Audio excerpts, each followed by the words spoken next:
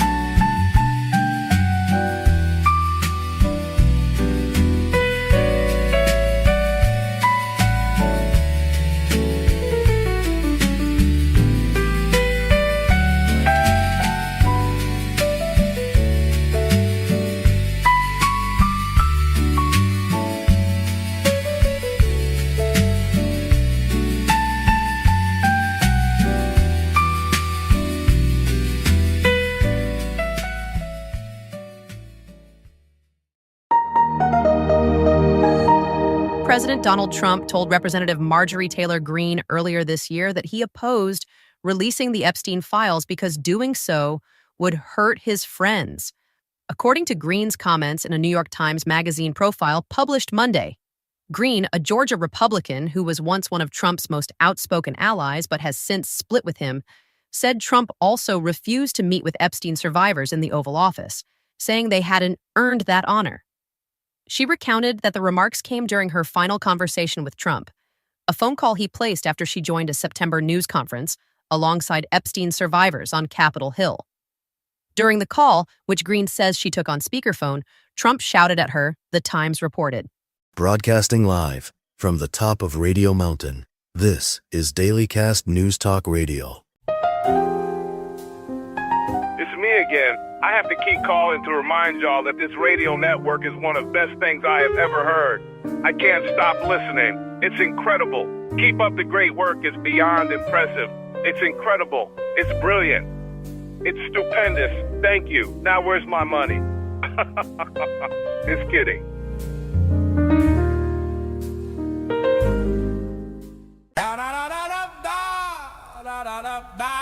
Yo. Cameras flash. Like a move. Same old speech, same old news. Clock on the wall, keep spinning, they stall. Hearings, meetings, all talk, roll call. Everybody point fingers like it's sports season. Whole block needs help, they debate reasons. Bills stack up, dust on the folder. Grandma can't pay for her meds, getting older. They argue in suits, we argue in line. They go on recess, we run out of time. Congress is failing, we out here waiting. Rent past due and the roof still raining. Talk, talk, talk, but the check ain't changing. Congress is failing. Whole town saying if they won't move and the streets start swaying. Talk, talk, talk, but the clock's still banging. They pass the blame, then they pass vacation. We pass due, stressing the whole nation. Kids in the lunch line sharing a plate. They hold a fundraiser, calling it fake. Lobby calls ring, that's priority one. While a vet on the corner can't face the sun. They swear they care every time they're campaigning. But once they win, man, the signal keep fading. Congress is failing, we out here waiting. Rent past due and the roof still raining.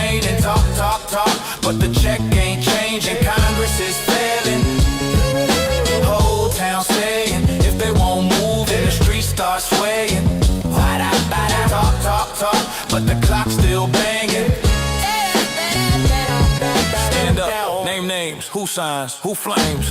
Write down every empty vow, every dodge, every knot right now. We the ones that they keep sidelining. We the ones that they keep defining.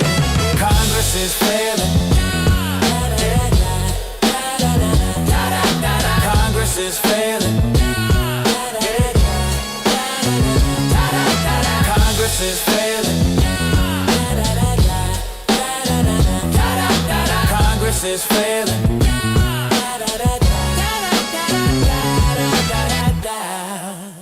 All right, so let's start by addressing what's already happening across mainstream media. The whataboutisms have already begun. The major news outlets are all trotting out their usual suspects, the professional pundit class on speed dial, to tell you why this is all justified. And if you're a Fox viewer, why you should feel terrific about what just happened. I mean, they're talking about how Maduro was deeply unpopular, a terrible economic manager, a ruthless dictator who rigged elections and jailed dissidents. All true. Maduro presided over an economic catastrophe. Partially our fault, but it was a catastrophe nonetheless. He's authoritarian. He suppressed opposition. But none of that matters, not in what we're talking about right now. Because we're being asked to accept a whataboutism that completely obfuscates the primary issue here. This was an illegal, unconstitutional, unprovoked international war crime, the likes of which we haven't seen in a very long time. So let me be absolutely clear about what happened. The United States military, without a declaration of war, without congressional authorization, without UN Security Council approval, without any legal framework whatsoever, bombed the capital city of a sovereign nation and kidnapped its head of state. Full stop. And already I'm watching cable news glaze the military, talking about precision strikes, stealth operations, our brave men and women in uniform, all of these superlatives designed to whitewash the fact that we just literally kidnapped a democratically elected world leader and we're flying him to New York to face charges in a legal system he never consented to. Now, before you jump in with, but Venezuelan elections aren't legitimate. Yeah, I get it. They have serious integrity issues. But let's not go down the road of comparing election integrity among supposed democratic nations, because we're still currently partnered with Saudi Arabia, an absolute monarchy that doesn't even hold elections. We prop up dictators across the world who suspend elections and constitutions whenever it suits us. We've recognized coups that overthrew democratically elected leaders when the outcome served our interests. And given our own recent history with election challenges and lawsuits and Jan 6, maybe we shouldn't be throwing stones from inside this particular glass house. The White House put up a website. I mean, there's no other really way to put it besides it denied reality. And because you did not, because you certified the election, as you were legally bound today to do, it said that Mike Pence refuses to act. It called it a betrayal of the president and said that it was an act of cowardice and sabotage. Would you care to respond to the White House? Well, not particularly. The first time he called me that was 5 years ago yesterday. And I didn't have time for it then. And I don't have time for it now. But what I will address is I think it's very offensive that the White House used taxpayer dollars and a taxpayer website to blame Capitol Hill police for what happened on January 6th. I mean, I understand the revisionist history that the president has tried to promote, but I think the overwhelming majority of the American people know what they saw that day, and I know what I saw that day. And I trust our actions and the stand that we took to the judgment of the American people and to history, Caitlin. But to seek to push the blame for that riot and the violence that ensued onto law enforcement, the very people whose courage brought an end to that violence and allowed us to reconvene the Congress the very same day and complete our work under the Constitution of the United States, I think was deeply wrong. Why does my MAGA neighbors think that I'm Latin? I've told them over and over that I'm not Latin, and they keep insisting that I'm Mexican. Even after they hear my voice, These people keep threatening to call ICE and have me deported to the, and I quote, the shithole country. Is this really what MAGA is about? Is this what Trump teaches his cult members? If this is what America has turned into, count me out.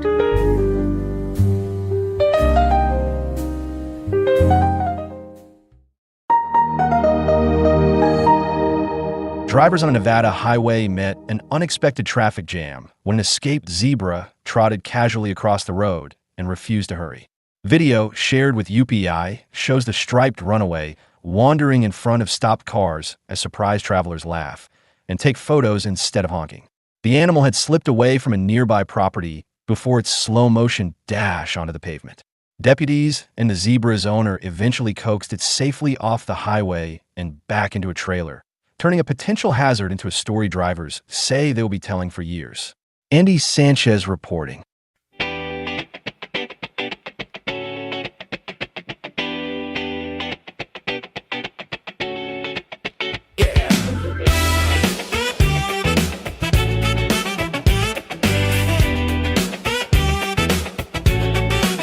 Turn on the radio, turn on TV, but watch your words carefully. There's a new rule in town, can't you see?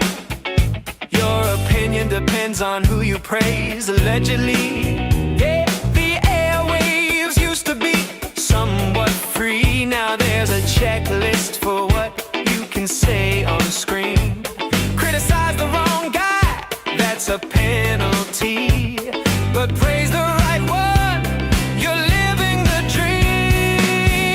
FCC ends the First Amendment. Selective hearings, their new equipment. Say nice things and you'll be fine. Cross the line and you'll pay the fine. FCC ends the First Amendment. Free speech comes with conditions and requirements.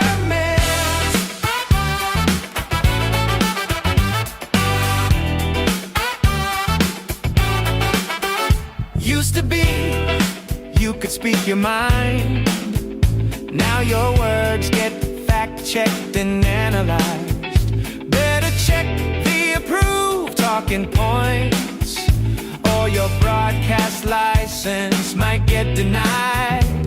The Constitution's feeling pretty confused when freedom of speech has terms and conditions to peruse. Depends on content is the new excuse for deciding whose voices get to be heard and whose get refused. FCC ends the First Amendment. Selective hearings, their new equipment. Say nice things and you'll be fine. Cross the line and you'll pay the fine. FCC ends the First Amendment. Free speech comes with conditions and requirements.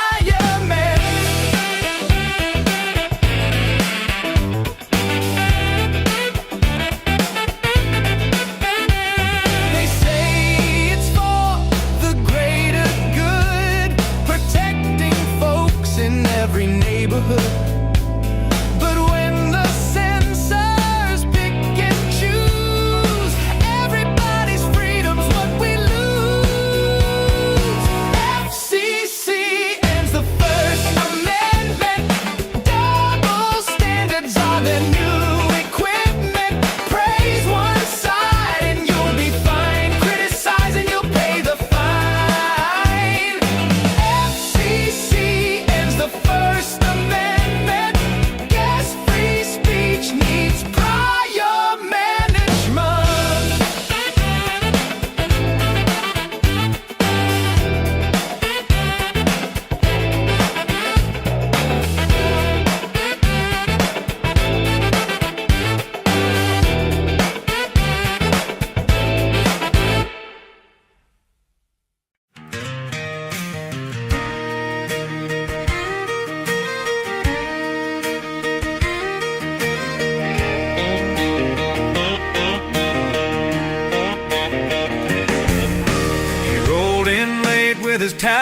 half done, coffee cup shaking in that dawn-lit room.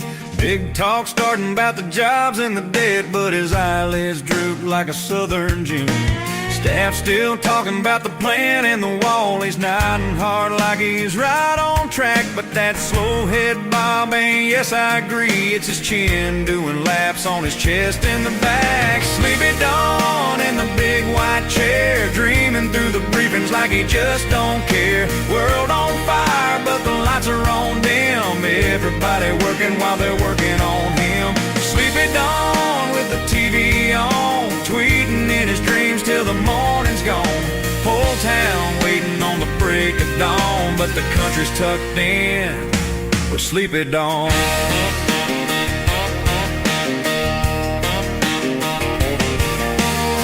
NATO calls and the phone line rings. He's out cold counting gold-plated sheep. Chief of Staff whispering, sir, you're on. He mumbles something about a golf course sweep. They will the charts and the maps on, and he's got crumbs from the burger on his tie. Says, looks good, folks, with his eyes half closed, cause it's hard to see the numbers when you barely get them wide. Sleepy Dawn in the big white chair, dreaming through the briefings like he just don't care. World on fire, but the lights are on dim. Everybody working while they're working on him. Sleepy Dawn with the TV on, tweeting in his dreams till the morning's gone. Whole town waiting on the break of dawn, but the country's tucked in with Sleepy Dawn.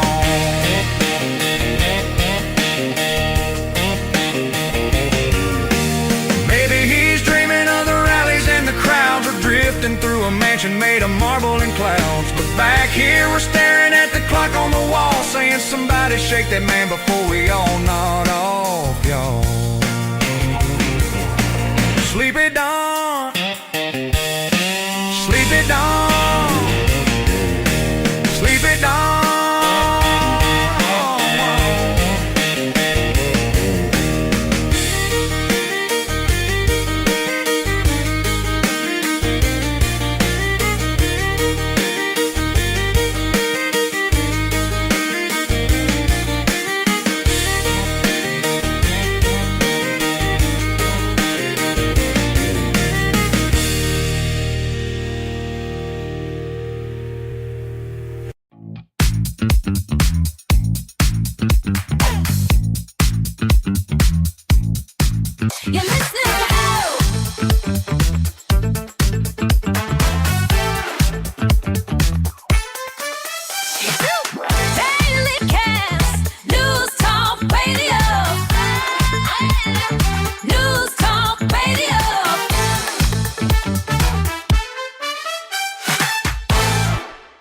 Okay, we're diving into President Trump's latest whopper. He claims he's ended 8 wars. 8. That's more wars than most presidents start in a lifetime. But hold on to your red hats, because we're about to unpack this with facts, fun, and a few face palms. First off, the claim. In a recent speech, Trump boasted about broking peace like he's the Oprah of ceasefires. You get a peace deal. You get a peace deal. He says he's ended conflicts from the Middle East to, well, wherever sounds impressive. Gaza? Check. Iran? Sure. Even tossed in some obscure ones like Cambodia, Thailand for good measure. But 8 wars? That's like saying you cleaned your room by shoving everything under the bed. Now, the truth bomb, courtesy of fact checkers who actually count. According to experts, Trump's tally is more creative accounting than actual armistices.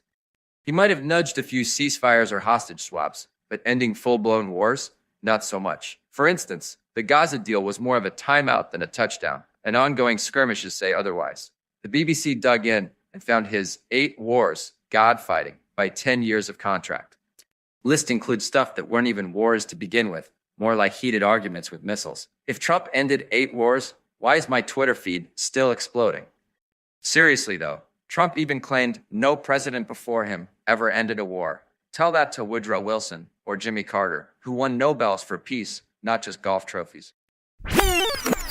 Joining me now is Nick Ackerman. He was an assistant special Watergate prosecutor and a former assistant U.S. attorney for the Southern District of New York. All right, so these Epstein files, they go back decades, right? Correct. How can something like this happen where the DOJ on Christmas Eve, mind you, suddenly says, hey, we're now become aware of more than 1 million more files potentially related to Epstein that it's going to take us weeks now to send out to the public? Total nonsense. They had to know that these files existed right from the get-go.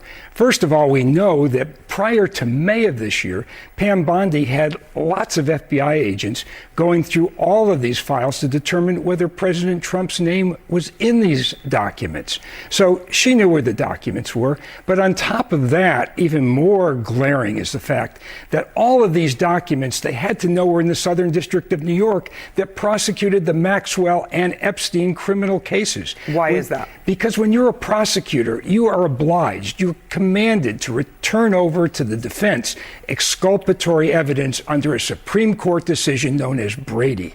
And in order to do that, you have to get every file that's in the federal government, whether it's in the FAA or some other agency, they have to be under your control so you can comply with your Brady obligations. And certainly Todd Blanche, who was in charge of this whole matter, was a former assistant U.S. attorney in the Southern District of New York. He should have known that. So they had to know that these were there. There's no excuse for it. All right. I do want to ask you about the process of going through these documents to make the redactions, which can be a tedious thing. Is it any surprise with the number of years this case has gone on, with the number of victims in this case, that it didn't meet its deadline, that the DOJ was not able to put everything out? Well, they should have been able to because they knew who the victims were. It's a matter of just putting a black mark over people who are victims. That was it. There's certainly nothing in there for national security. There's no other really valid reason not to turn over all this information. This should have taken no time at all. They should have been able to do it in that month. They knew where the documents were. This is just a lame excuse. Donald Trump said that we, the United States of America, will be running the country of Venezuela. He literally said that the team of guys behind him would be in charge of a foreign country. That group was Secretary of State Marco Rubio, Secretary of Defense Pete Hegseth, John Ratcliffe, the CIA director, Dan Kane, the chairman of the Joint Chiefs, and Stephen Miller. So he's a viceroy now. I guess that collection of great minds is going to dictate terms to Maduro's former vice president, Delcy Rodriguez, who has since been sworn in as president, and I guess just run Venezuela as a vassal state through her, though Trump said he's not afraid to put U.S. boots on the ground. More of that in a bit. So this could be trending towards a military occupation. But first, Ben, I have to say, this is so much crazier than I ever could have expected. We've been watching this troop build up for a while. We've been covering this. We both, I think, felt like you don't amass 15,000 troops and a couple aircraft carriers in the Caribbean to do nothing.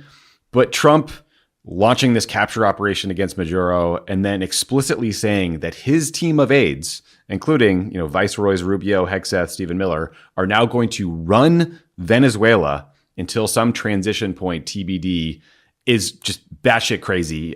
Trump is now overtly saying also that this was about taking back oil that was stolen from the United States. But yeah, I guess we now have a petro vassal state in South America, Ben. That's how we're starting 2026. Apparently, Tommy, and Happy New Year to you and thank you and to the world here. There's the thing with Trump where you have to take him on his own terms, right? And the reality is, he's been basically telling us who he wanted to be in his second term since he got elected.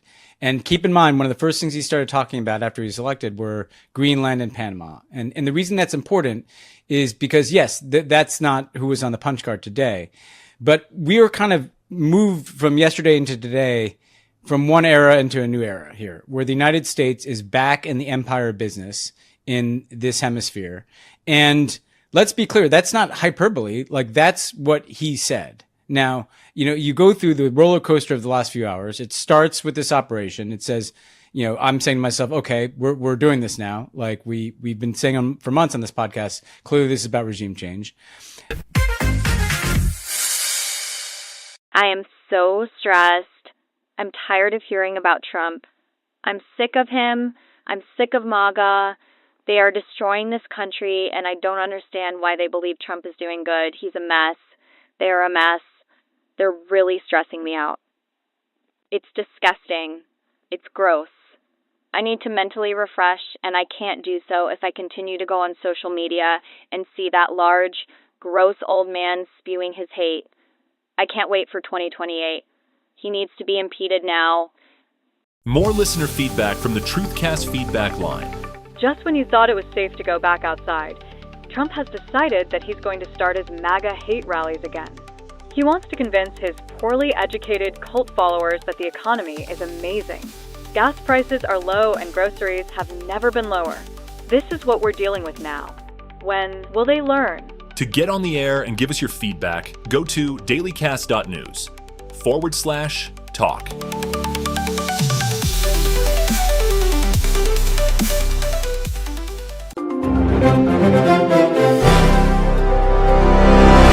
Search crews in northern British Columbia are working through the night after a deadly shooting at a high school. Police say a woman believed to be the shooter is among the dead at Tumbler Ridge Secondary School, where officers arrived within minutes of the first call. They report 8 people killed between the school and a nearby house, with more than 25 others hurt, some in critical condition after being airlifted. Authorities say all students and staff were evacuated and there is no ongoing threat. Benjamin Wright reporting. The UN is urging South Sudan's leaders to compromise on key security and power-sharing issues to prevent a wider breakdown. The UN's peacekeeping chief says political deadlock is sharply driving up violence, leaving the world's newest nation, already hit by past war and flooding, on what he calls a dangerous precipice. He reports clashes between rival communities and armed groups are increasing, and humanitarian workers are struggling to reach people in hard-hit regions. Chris Anderson reporting. Air travelers across West Texas and southern New Mexico are dealing with sudden disruptions after the Federal Aviation Administration briefly shut down the sky over El Paso. The FAA issued a temporary flight restriction that classified the area around El Paso International Airport and nearby Santa Teresa as national defense airspace for what it called special security reasons. The order warned pilots they could be intercepted, detained, or even face deadly force if they posed an imminent threat, grounding commercial, cargo, and private flights. Lawrence Keller reporting. This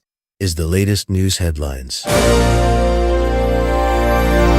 The nation's intelligence services are facing new scrutiny after Director of National Intelligence Tulsi Gabbard shut down a high-profile reform task force. Gabbard created the Directors Initiative Group in April to address what she called politicization inside U.S. intelligence, review costs, and study whether more material on issues like COVID-19 should be made public. Critics in Congress and the intelligence community feared the panel could instead weaken agencies and align analysis more closely with President Donald Trump's views. Liam White reporting. A large federal raid in rural Idaho swept up hundreds of U.S. citizens alongside undocumented workers at a local racetrack. A CBS News investigation reports that agents targeting alleged Mexican cartel gambling operations detained nearly 400 U.S. citizens and about 100 undocumented immigrants, with only a handful ultimately arrested on gambling charges. Kyle Norris reporting. Weather forecasters are tracking a powerful winter system rolling from the Great Lakes toward the northeast. Meteorologists say parts of Michigan and states farther east could see dangerous wind chills and fast-falling snow that make roads slick and visibility poor. Airlines are warning of delays and cancellations as the storm moves toward major airports, while highway crews prepare plows and salt trucks for round-the-clock work. Jessica Oakley reporting. And that's the latest news headlines with Alan Edwards.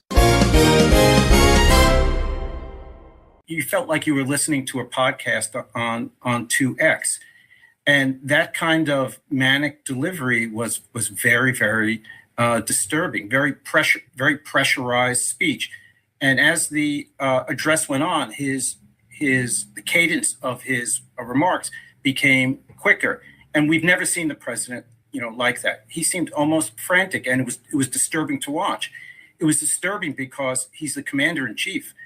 He's not just the head of the government. He's the commander in chief of the greatest armed forces this world has ever seen. Oh, girl, baby girl. Oh, really? Don't even play. Baby girl? We are going to move and we're going to take your words down. I second that motion. I'm just curious, just to better understand your ruling. If someone on this committee then starts talking about somebody's bleach blonde, bad built butch body, that would not be engaging in personalities, correct? A what now? She got the bleach blonde, bad built butch body. Oh yeah, out on the scene, she's looking kind of rowdy. Stride like a queen, attitude so sassy. Rocking the floor, looking ever so classy with that bleach blonde, bad built butch body. Oh yeah, she's magnetizing, got the whole place stormy. Eyes on fire, moves that make you dizzy.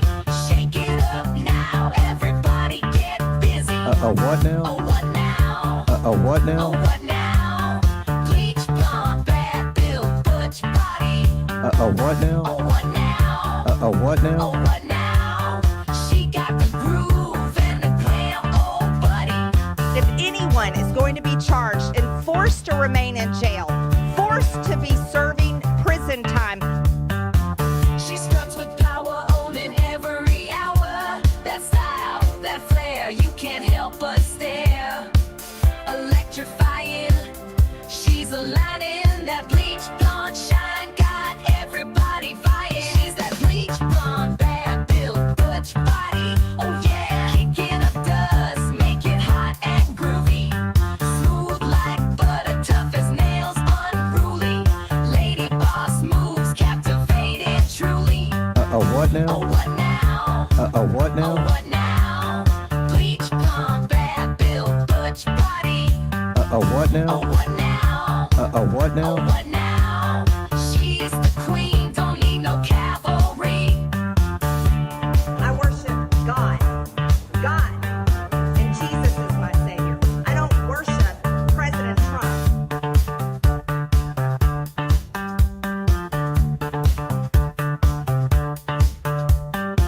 And I'm really sick and tired of the annex I have to deal with constantly from the Democrats.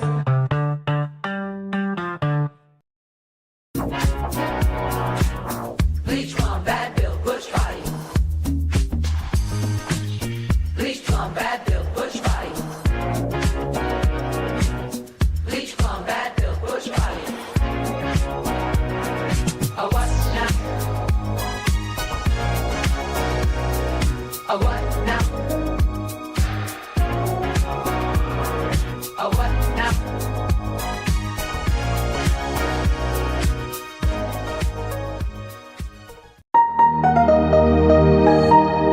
The Department of Homeland Security maintains that a woman shot by one of its officers was attempting to run over our law enforcement officers at the time of the incident. Secretary Kristi Noem characterized the episode as an act of domestic terrorism, asserting that the victim had weaponized her vehicle. However, state and city leaders in Minnesota are challenging the federal government's account. Minneapolis Mayor Jacob Frey said video evidence contradicts DHS claim, indicating that the victim, Renee Good, was neither driving toward the agent nor using her car as a weapon. This was an agent recklessly using power that resulted in somebody dying, getting killed, Frey stated. The conflicting narratives have heightened tensions in the Twin Cities. Minnesota Governor Tim Walz responded Thursday by authorizing the State National Guard to prepare for potential deployment in support of local law enforcement. His office emphasized that the mobilization order represents an abundance of caution as the situation develops.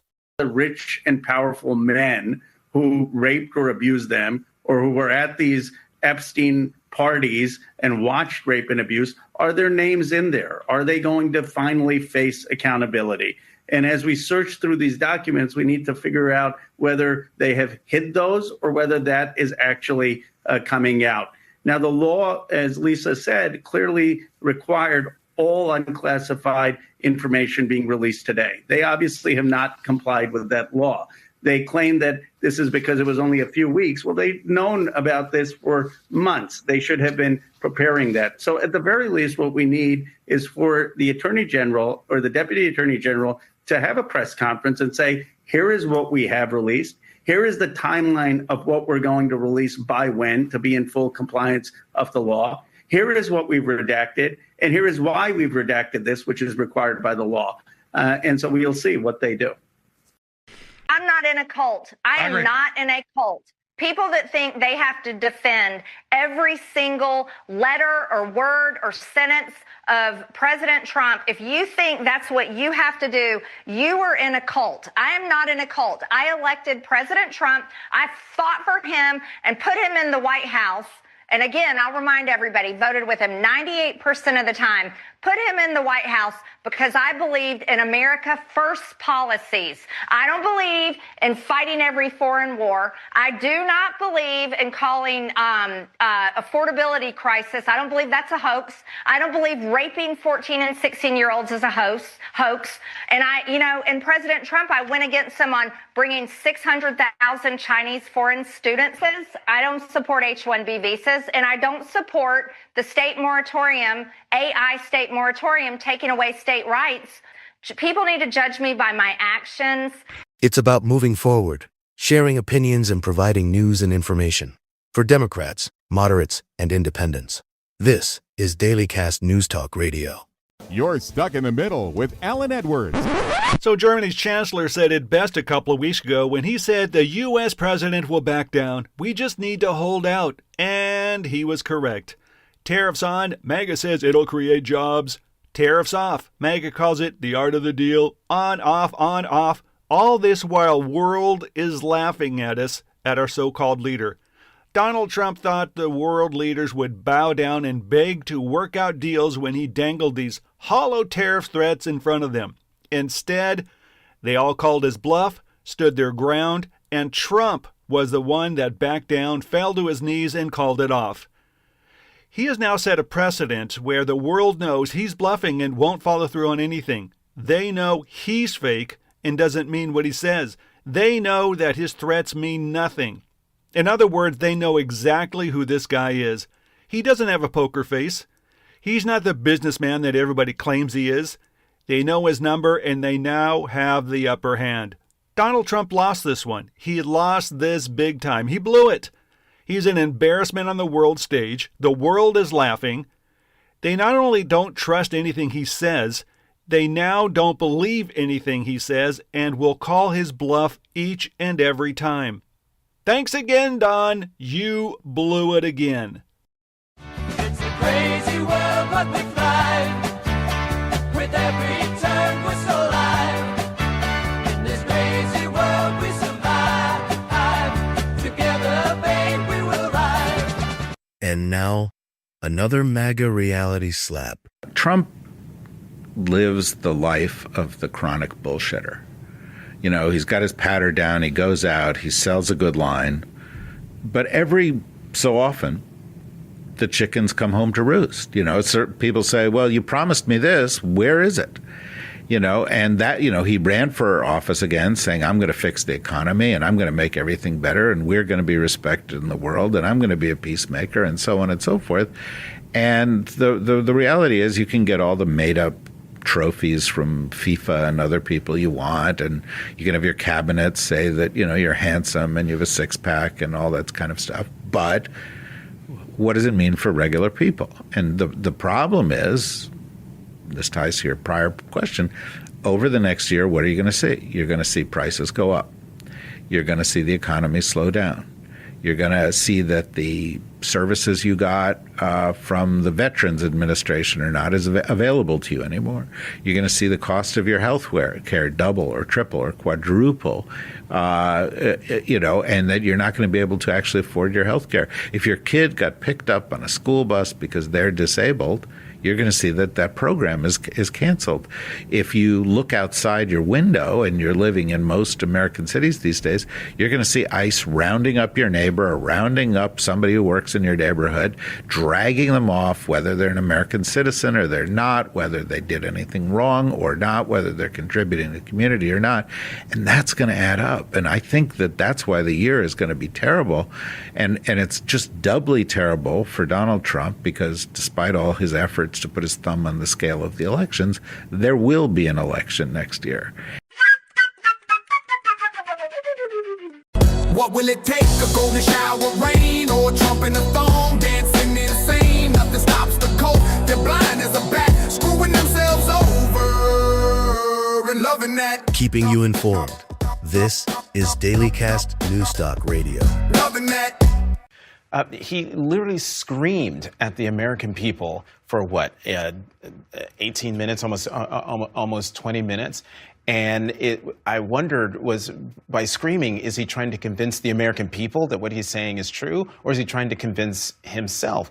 There are a raft of polls that we've talked about on many Fridays that show that the American people think the country is going in one direction, while the President of the United States insists that everything is great and will be greater still if you bought fewer pencils and fewer dolls for your children. So I don't think he will succeed in convincing the American people that his policies are the way to go to make their lives better, no matter how many speeches he gives, no matter how much barnstorming he does. Because when he does these things, invariably, if the topic is affordability, if that's the prescribed topic, he meanders into other areas that completely muddy his message. The nation's intelligence services are facing new scrutiny after Director of National Intelligence Tulsi Gabbard shut down a high-profile reform task force. Gabbard created the Directors Initiative Group in April to address what she called politicization inside U.S. intelligence, review costs, and study whether more material on issues like COVID-19 should be made public. Critics in Congress and the intelligence community feared the panel could instead weaken agencies and align analysis more closely with President Donald Trump's views. Liam White reporting. In the press room, lights are bright. We ask a question, polite and tight. But Donnie's face turns red as hell. He snarls and spits, rings the insult bell. You're fake news, you low-life hack. Your mom's a dog, your dad's a quack. We just want facts, not this crap. But he unloads like a thunderclap. Why does he always insult us, call us scum, say we're full of pus? Pissy little questions make him blow. Grab his ego, watch the tantrum show. You're a fat pig, your breath is rank. Go suck a lemon, you call me skank. Why does he always insult us? 'Cause his dick's small and he's full of fuss. Jim Acosta steps up to the mic. Mr. President, what's with the hike? Trump leans in with that orange glare. You're a loser, go comb your hair.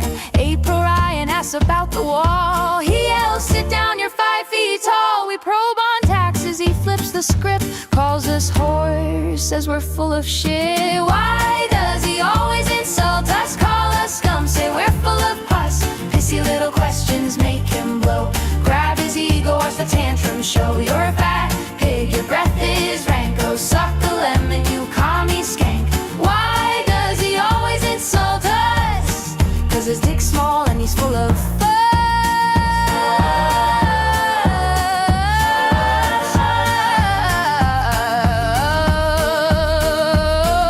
Oh, Donnie boy, your spray tan's peeling. Your hair's a nest, your gut's revealing. We just do our job, report the truth, but you lash out like a pissed off youth. Call us nasty, dumb and sleazy, while you tweet storms feeling queasy. One day we'll laugh when you're gone away, but till then, here's what we say. Why does he always insult us? 'Cause deep down, he's jealous of us. Big bad wolf with a tiny bark, hiding his fears in the oval dark. You're a fat pig, your breath is rank, but we keep asking you orange crank. Why does he always insult us? Why does he always insult us?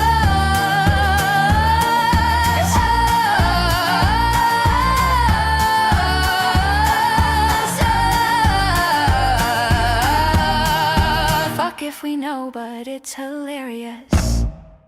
You're listening to Dailycast Newstalk Radio, a new way to get your news. How do you like us now? We're Dailycast Newstalk Radio.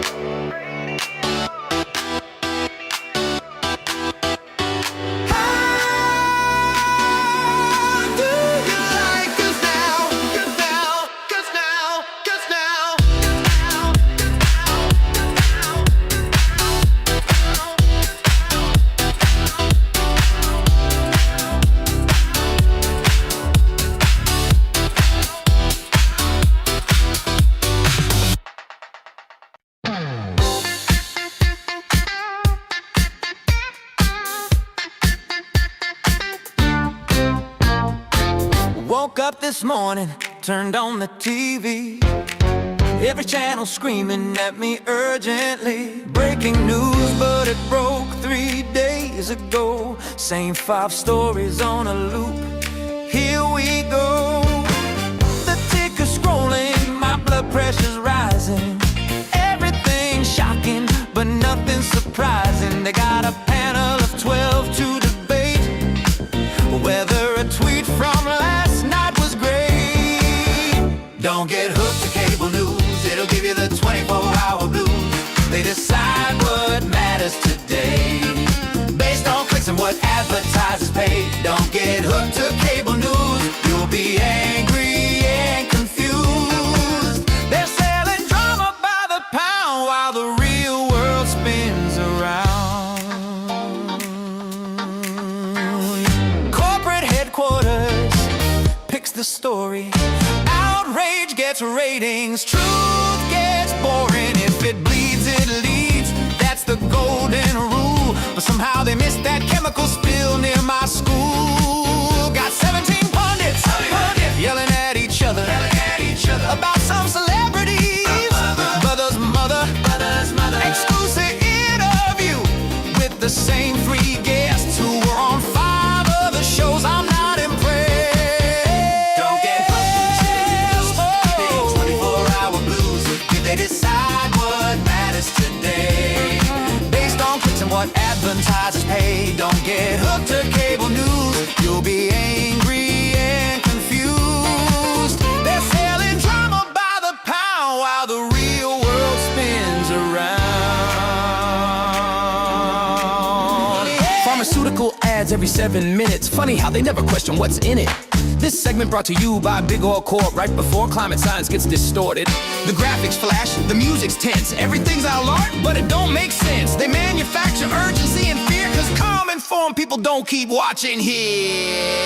Don't get hooked to cable news, the 24-hour blues. They decide what matters today based on clicks and what advertisers pay. Don't get hooked to cable news, you'll be angry and confused. They're selling drama by the pound while the real world spins around. So turn it off and go outside. Read a book, take a bike ride. The world ain't ending every single day. No matter what cable news might say. No matter what cable news might say.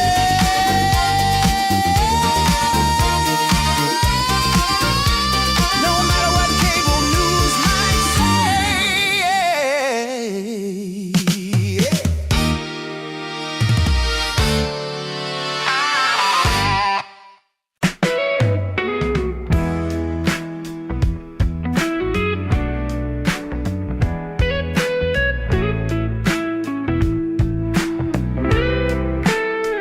He's got that long red tie, weekend grin, talking about a guy he swears is such a friend.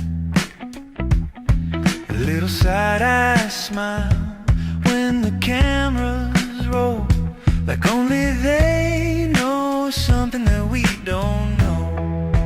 Putin's pal, he says it like a postcard, wish you were here. Laughs a little louder when the name appears.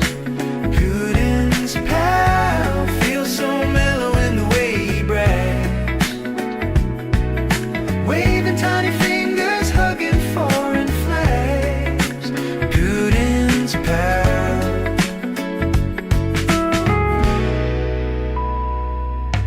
Golf cart secrets on a private green, daydream chats about a different scene. Tells a crowd he trusts him more than most, raising up a glass to a distant coast. Putin's pal, he says it like a postcard, wish you were here. Laughs a little louder when that name appears. Putin's pal feels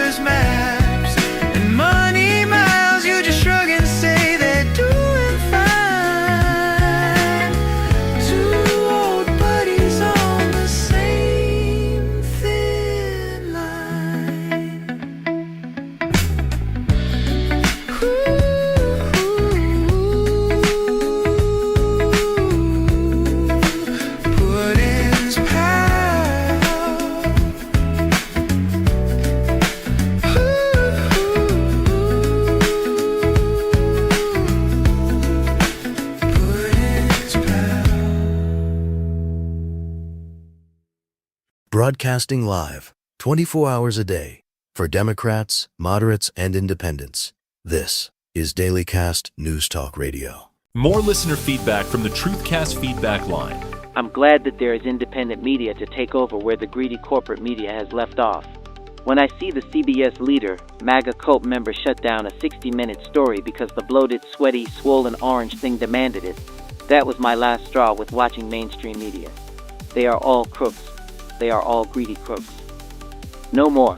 2026 brings in new light, and I've made the decision and commitment to watch and listen to independents only. Thank you, and peace out. To get on the air and give us your feedback, go to dailycast.news/talk.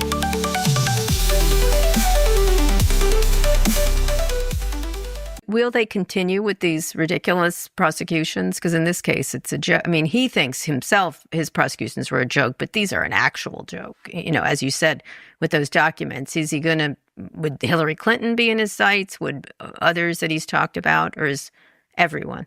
Barack Obama, Joe Biden, John Brennan, the list goes on and on. You know, I have seen internal documents about meetings that involve these subjects and where they want to go with these investigations. There have been discussions about Chris Wray and his deputies and his other leaders for allegedly withholding documents or destroying them. No evidence to back that up. There are a lot of people on Donald Trump's target list. OOL is cool. Create your own bio pages, QR codes, shortened links, analytics, and more. Go to OOL.io. That's OOL.io. Look, I keep hearing Trump say he's making things great again. But I just left the grocery store and I'm not sure my wallet got the memo. Eggs are like gold. Cereal's climbing higher than my cholesterol. And don't get me started on steak. He promised to bring food prices down. But if down means slightly less painful while still horrifying, then mission accomplished, I guess. He said he'd fix inflation. So why does my paycheck shrink every month, but the price of snack cakes multiplies like rabbits? And remember when he swore he'd end the wars, cut my taxes, clean up Washington, and maybe give us free IVF? I feel like the only thing he's handed out for free is a migraine. I'd call it a plot twist, but at this point, I just call it Tuesday. If the next thing he promises is affordable avocados, I'm buying a lottery ticket. Anyway, Mike out. Renee Hardman wins a special election in Iowa by 43 points as major momentum builds heading into the midterms as Democrats keep overperforming against MAGA in special elections and elections across the country. Democrats have won another special election with a 20-plus point overperformance. That is 5 20-point overperformances relative to 2024, for those of you keeping track at home, and 6 this year where we have exceeded our 2024 margins by 10 points or better. This time, Senator-elect Renee Hardman over in West Des Moines held on to a Democratic state Senate seat, ensuring that Republicans do not regain the supermajority and making sure that folks across our state and all over the country know that Iowa is squarely in play when we get to 2026. I want to personally say thank you to everybody who volunteered for Senator-elect Hardman's campaign, so many folks who contributed from across our state and across the country to make sure that we had the resources that we needed to win. This is what winning feels like, and I want you to think about this moment as you think about how exciting 2026 is going to be. I'm Zach Walz, Democratic candidate for the U.S. Senate. If you've been looking for your sign to know that Iowa is in play this next year, this is it. We'll see you on the other side. If you're in the independent media landscape, you need to check out MediaGuild.net.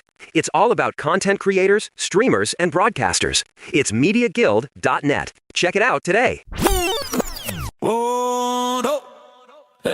Oh, Donald's got him hooked like a bad one-night stand. MAGA's riding that train through the promised land. He lies more than a cheetah with lipstick on his collar, but they swallow it whole, yell and make America holler. How many fibs till they wake from the dream? 1,000, 1,000,000 or till they burst at the seam? How long till MAGA dumps that orange clown? How many lies till they turn the frown upside down? Inflation's rising high like his ego in the sack. How deep does Epstein go? Pull out the facts. What will it take? A golden shower rain or Trump in the thong dancing insane? Nothing stops the cult. They're blind as a bat, screwing themselves over and loving that.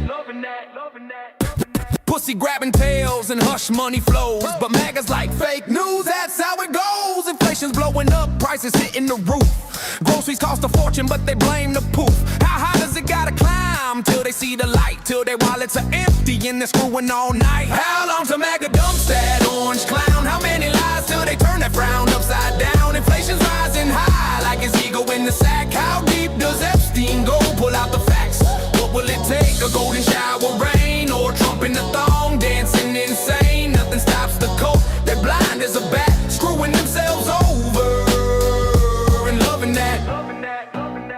Epstein's island secrets buried deep in the sand. Trump's name in the logs with the Lolita band. How deep does the probe gotta dig in the dirt till they find the bone and it makes them squirt? Lies piling up like his hair in the wind. Inflation's a bitch, but they're grinning in sin. What will it take? Maybe hell freezing over, or Trump admitting he's a four-leaf loser. MAGA's ride or die in this raunchy affair, sucking up the BS without a care.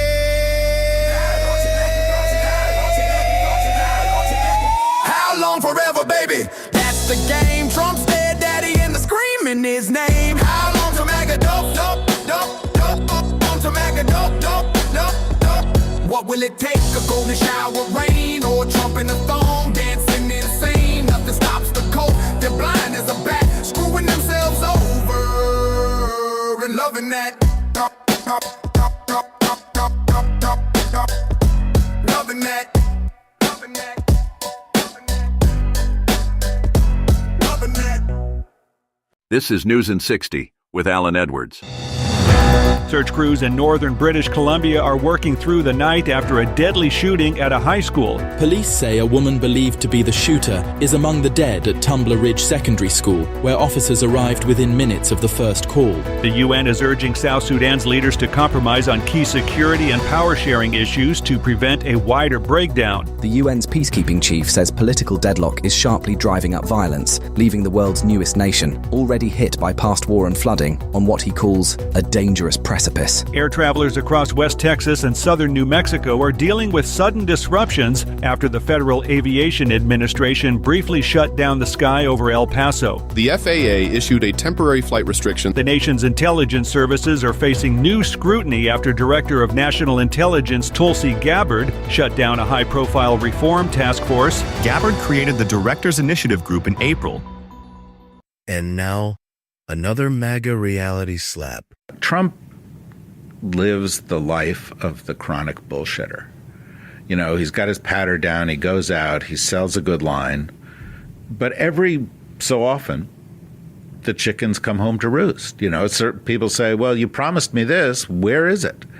You know, and that, you know, he ran for office again saying, I'm going to fix the economy and I'm going to make everything better and we're going to be respected in the world and I'm going to be a peacemaker and so on and so forth.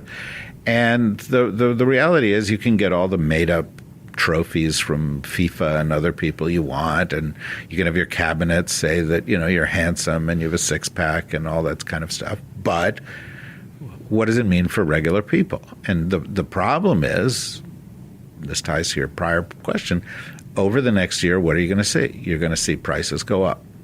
You're going to see the economy slow down. You're going to see that the services you got from the Veterans Administration are not as available to you anymore. You're going to see the cost of your health care double or triple or quadruple, you know, and that you're not going to be able to actually afford your health care. If your kid got picked up on a school bus because they're disabled, you're going to see that that program is canceled.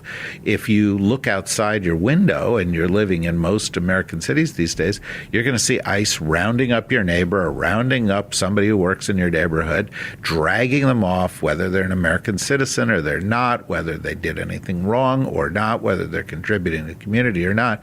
And that's going to add up. And I think that that's why the year is going to be terrible. And it's just doubly terrible for Donald Trump because despite all his efforts to put his thumb on the scale of the elections, there will be an election next year. Keeping you informed. This is Dailycast Newstalk Radio. President Epstein has a certain reputation, obviously. I'm just curious, were some of the workers that were taken from you, were some of them young women? Were some of them young women? Well, I don't want to say, but everyone knows the people that were taken. And it was the concept of taking people that work for me is bad. But that story's been pretty well out there. And the answer is yes, they were. Yes, they were young women. What did they do? In the spa. In the spa. Yeah, people that work in the spa. I have a great spa, one of the best spas in the world at Mar-a-Lago. And people were taken out of the spa, hired by him. In other words, gone. And other people would come and complain, this guy is taking people from the spa. I didn't know that. And then when I heard about it, I told them, I said, listen, we don't want you taking our people, whether it was spa or not spa. I don't want him taking people. And he was fine. And then not too long after that, he did it again. And I said, out of here. Mr. President, did one of those stolen, persons, that include Virginia Jeffrey? I don't know. I think she worked at the spa. I think so. I think that was one of the people. Yeah. He stole her. And by the way, she had no complaints about us, as you know. None whatsoever. And now, another MAGA reality slap. I have to settle the lawsuit. There's never been a case like this. Donald Trump sues the United States of America. Donald Trump becomes president, and now Donald Trump has to settle the suit. I hereby give myself $1 billion. Actually, maybe I shouldn't give it to charity. Maybe I should keep the money.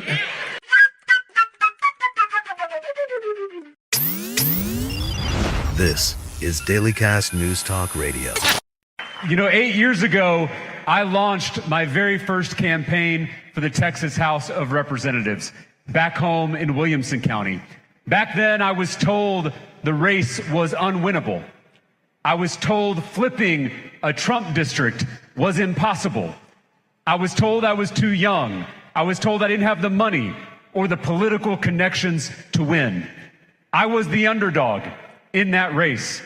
But my neighbors and I, we ran an aggressive, authentic, unorthodox campaign that brought people together. And on election night, we flipped that district with 51% of the vote.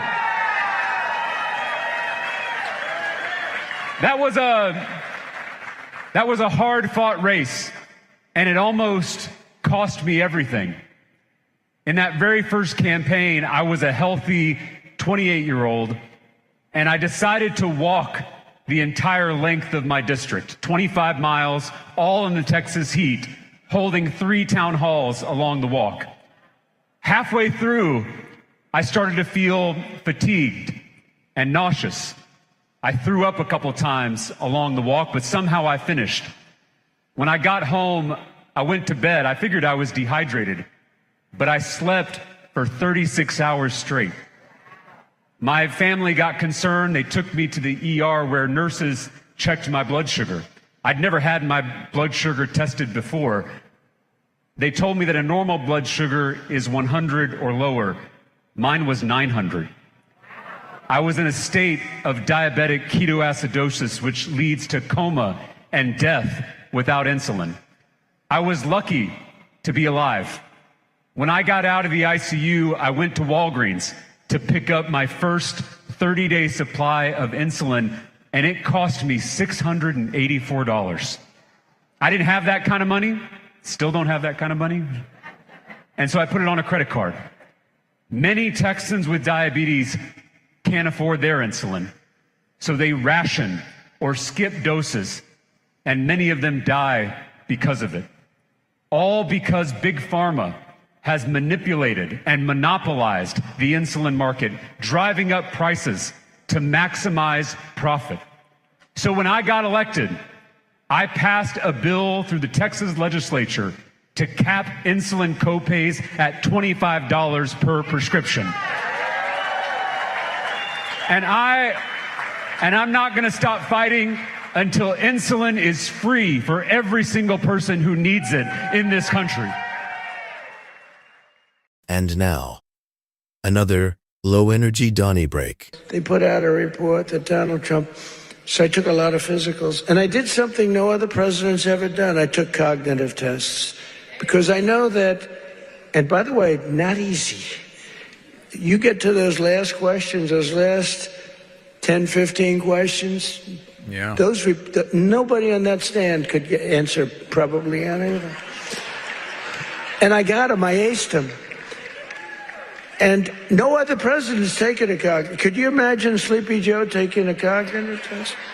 I don't think it got the first question is like, what is this? And they show a lion, a giraffe, a fish, and a hippopotamus, right?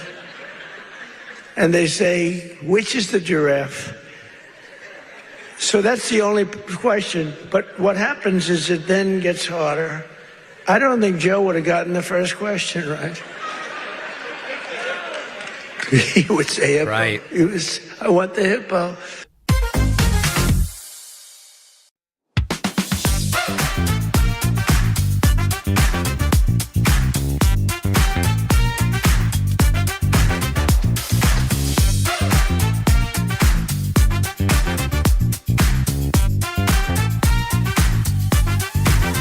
You listen to Dailycast Newstalk Radio. Oh yeah! The only place to be. Mr. Secretary, I wanted to talk to you about the president's personal business interests. During his first term, he made the decision to not enter into any new business deals during his presidency, that Trump-affiliated businesses would not enter into any foreign business arrangements. And that made sense because obviously it can be confusing for foreign governments to know how to try to win favor with the U.S. government if they have one route, making concessions that are good for U.S. national security, and they also have another route, which is perhaps helping the president's business interests.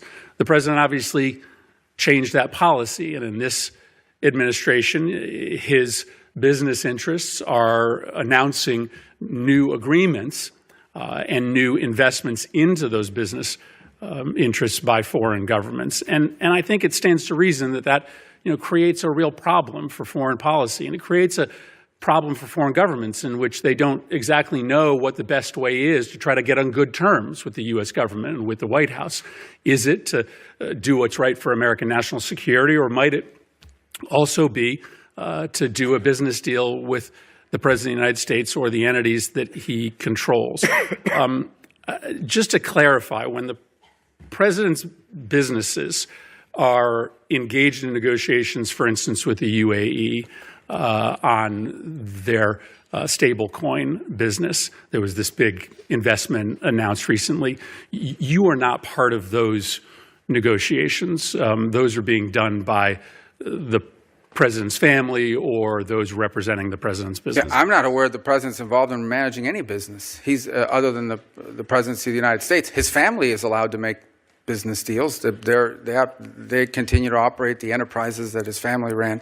I also don't accept the notion that these deals, for example, in Saudi Arabia or the UAE or Qatar, had anything to do with the president. For example, the Qatar bought $200 billion worth of airplanes from Boeing. The president's not as far as I know, not a shareholder, certainly doesn't own Boeing. So the overwhelming, if you look at the deals that were structured, they were involved in investments in the United States. That's the deals he signed, and or investments in, for example, the UAE or Saudi Arabia involving artificial intelligence. UAE did announce a massive investment in World Liberty Financial, and World Liberty Financial is controlled by the president. And the president does actively engage in these businesses. He uses his social media to market the businesses that are being run by his family. I mean, just go on to his social media feed and you will see him marketing his meme coins. So that is the president of the United States. That is not his son's doing. But that, just to be clear, that was not part of this. That was not an announcement as part of this trade visit that was conducted into the Middle East. Well, whether or not it was made during the time the president was there are obviously business deals being done between Trump entities and these countries.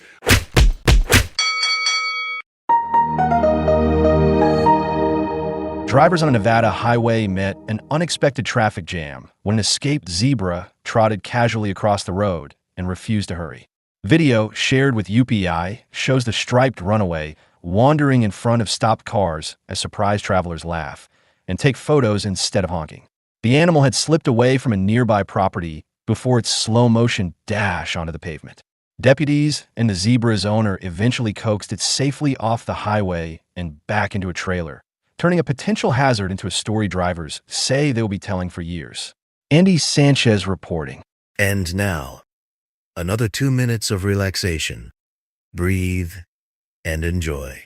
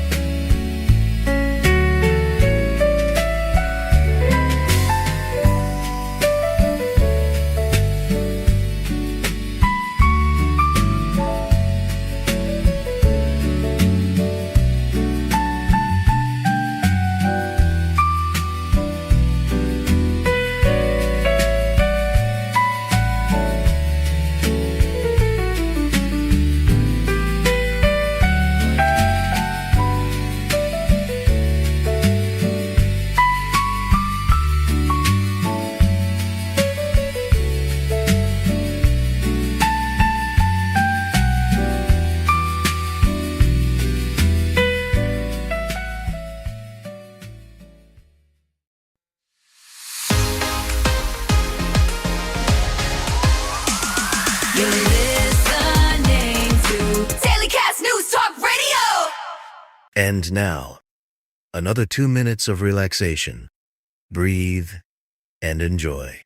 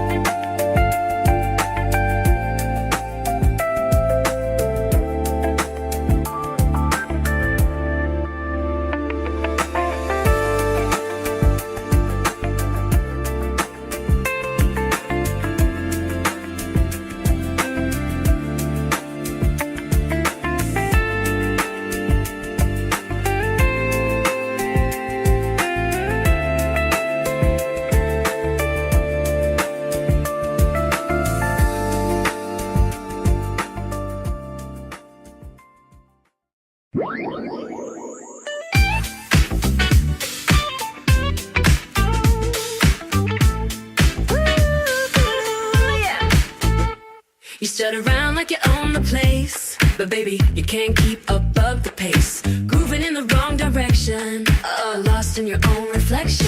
It must hurt when you're so wrong. Ooh yeah, living life like a misguided song. You're tripping over what you thought was true. Now you got the blues. Oh baby, you do. Hey.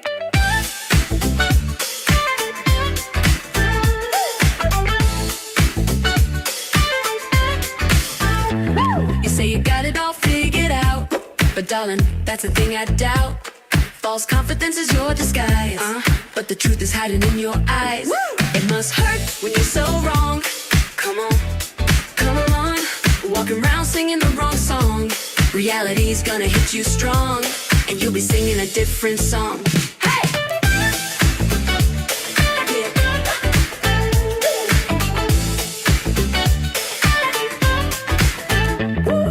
Funky beats to heal your soul. Find your truth and take control. Learn the groove, make it right. Keep on dancing through the night.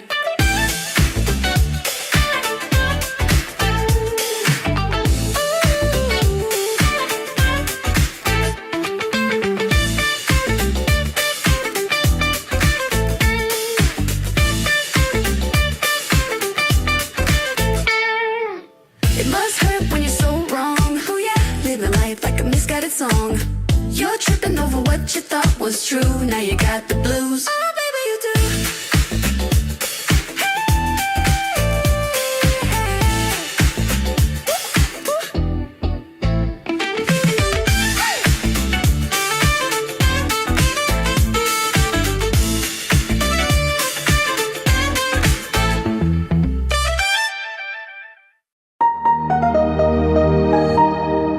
Denmark's prime minister has issued a forceful rebuke to President Donald Trump, demanding an end to American rhetoric about acquiring Greenland. The statement follows renewed attention on Trump's expansionist ambitions and comments from Katie Miller, wife of senior presidential advisor Stephen Miller. In a Sunday post on X, Prime Minister Mette Frederiksen delivered an unambiguous message to Washington. It makes absolutely no sense to talk about the United States needing to take over Greenland, she declared. The U.S. has no right to annex one of the 3 countries in the Danish kingdom. Greenland's own leadership also pushed back against the American president's territorial ambitions. Prime Minister Jens Frederik Nielsen emphasized his nation's sovereignty in a separate statement. Our country is not an object of superpower rhetoric. We are a people, a country, a democracy. This has to be respected. The diplomatic tension intensified after Trump doubled down on his position in a Sunday interview with The Atlantic. When questioned about his persistent calls to acquire the Arctic territory, the president framed the matter as essential to American interests. We do need Greenland, absolutely, Trump said. We need it for defense, Laura Michaels reporting.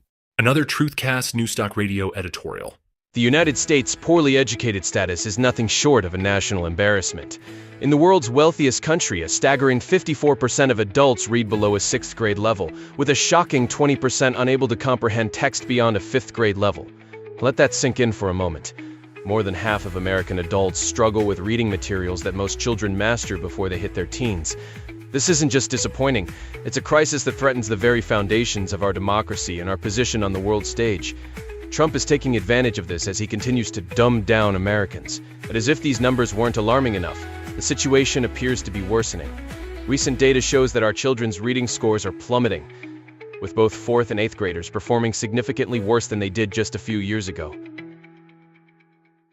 You're listening to Stuck in the Middle radio show with Violet Edwards.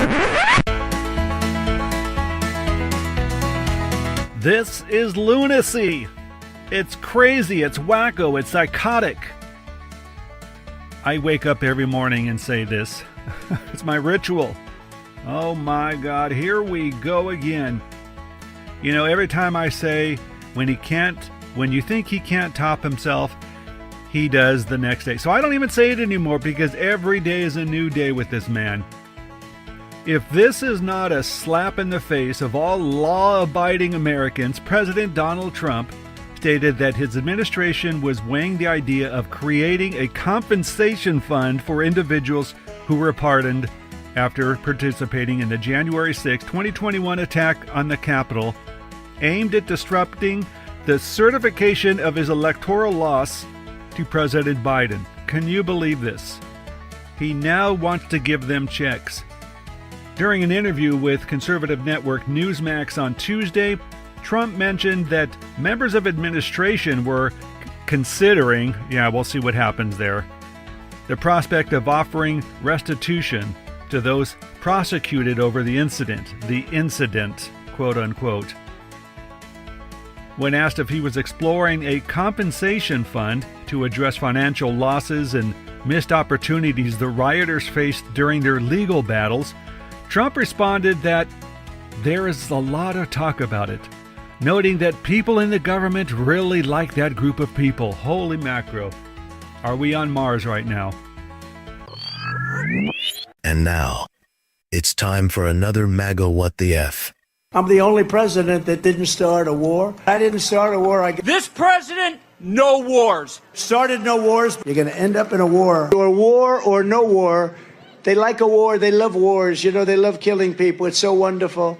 I'm the only president in many, many decades that didn't start a war. They're the party of endless wars. I was the first president in decades who started no new war. There were wars all over. He said, bring back Trump. It'll all end. It all ended. We had no problem. I'm going to keep you out of wars. I kept you out of wars. We had no wars with Donald Trump as your president. Bullshit.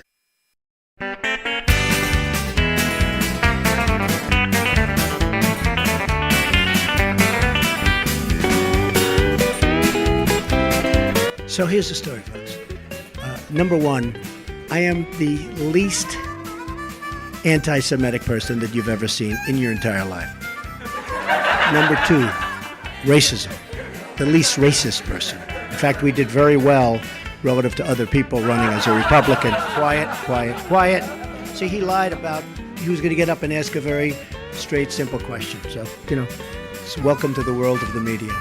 How much longer should we stay here, folks? I want to find a friendly reporter. The public isn't, they read newspapers, they see television, they watch. They don't know if it's true or false. See, I know when I should get good and when I should get bad. And sometimes I'll say, wow, that's going to be a great story. And I'll get killed. I know what's good and bad. I'd be a pretty good reporter, not as good as you. I would love to meet with the Black Caucus. I think it's great, the Congressional Black Caucus. I think it's great. How much longer should we stay here, folks? I want to find a friendly reporter. In less than 2 years, my administration has accomplished more than almost any administration in the history of our country. America's so true.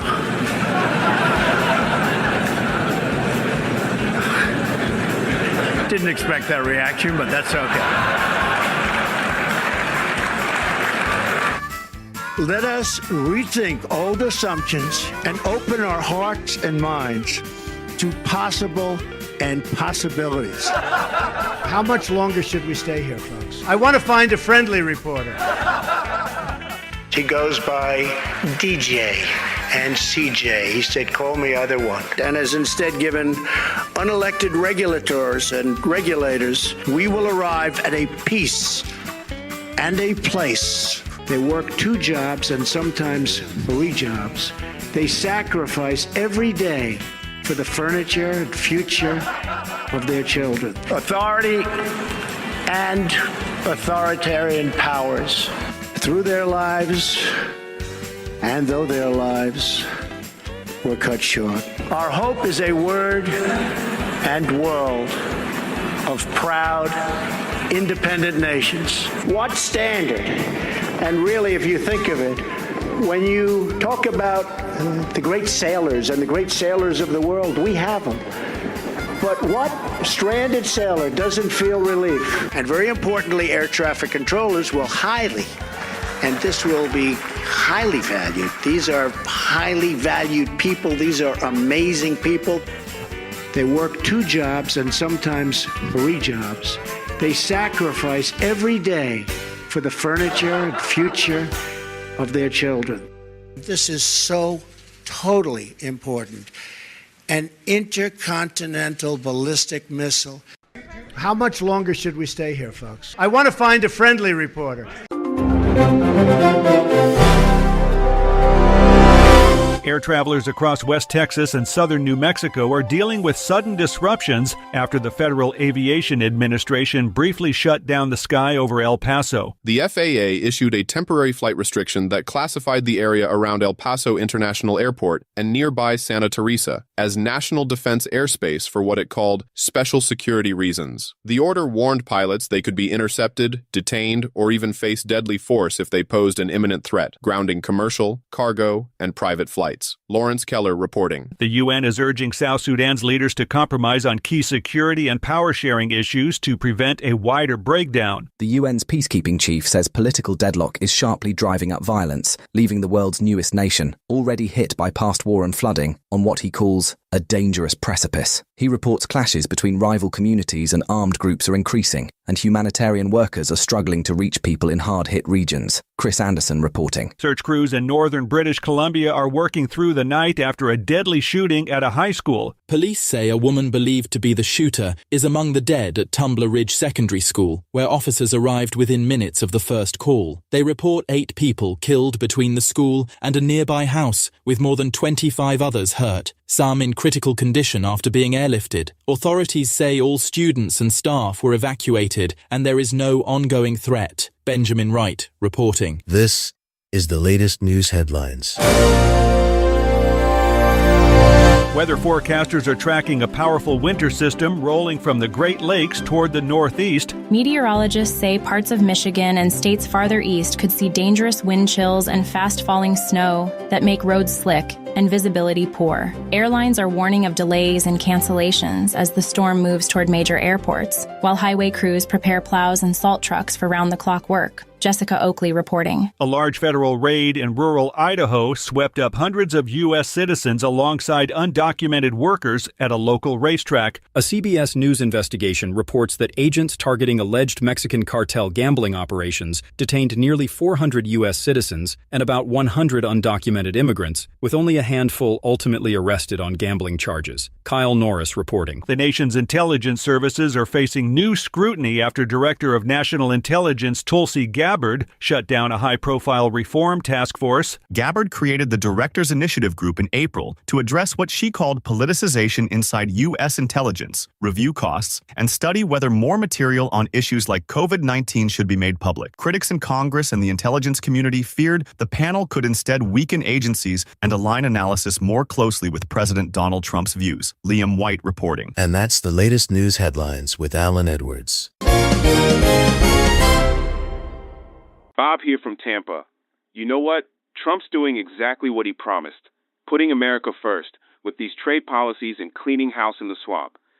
Yeah, the establishment's freaking out about his cabinet picks and executive orders, but that's because he's not playing their games. We voted for disruption, not business as usual. The man keeps his promises, unlike career politicians.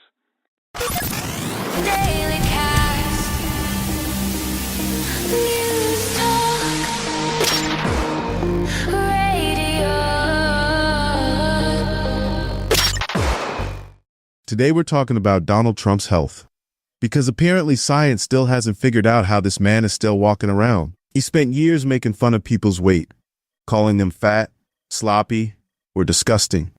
And yet, have you looked at him lately? He's one Big Mac away from starring in a medical documentary.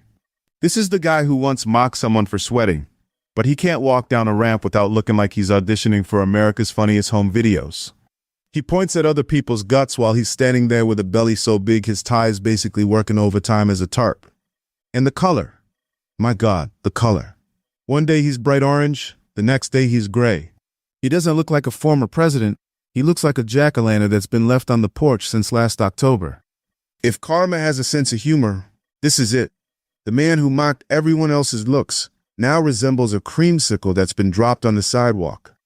But of course, he says he's in tremendous health.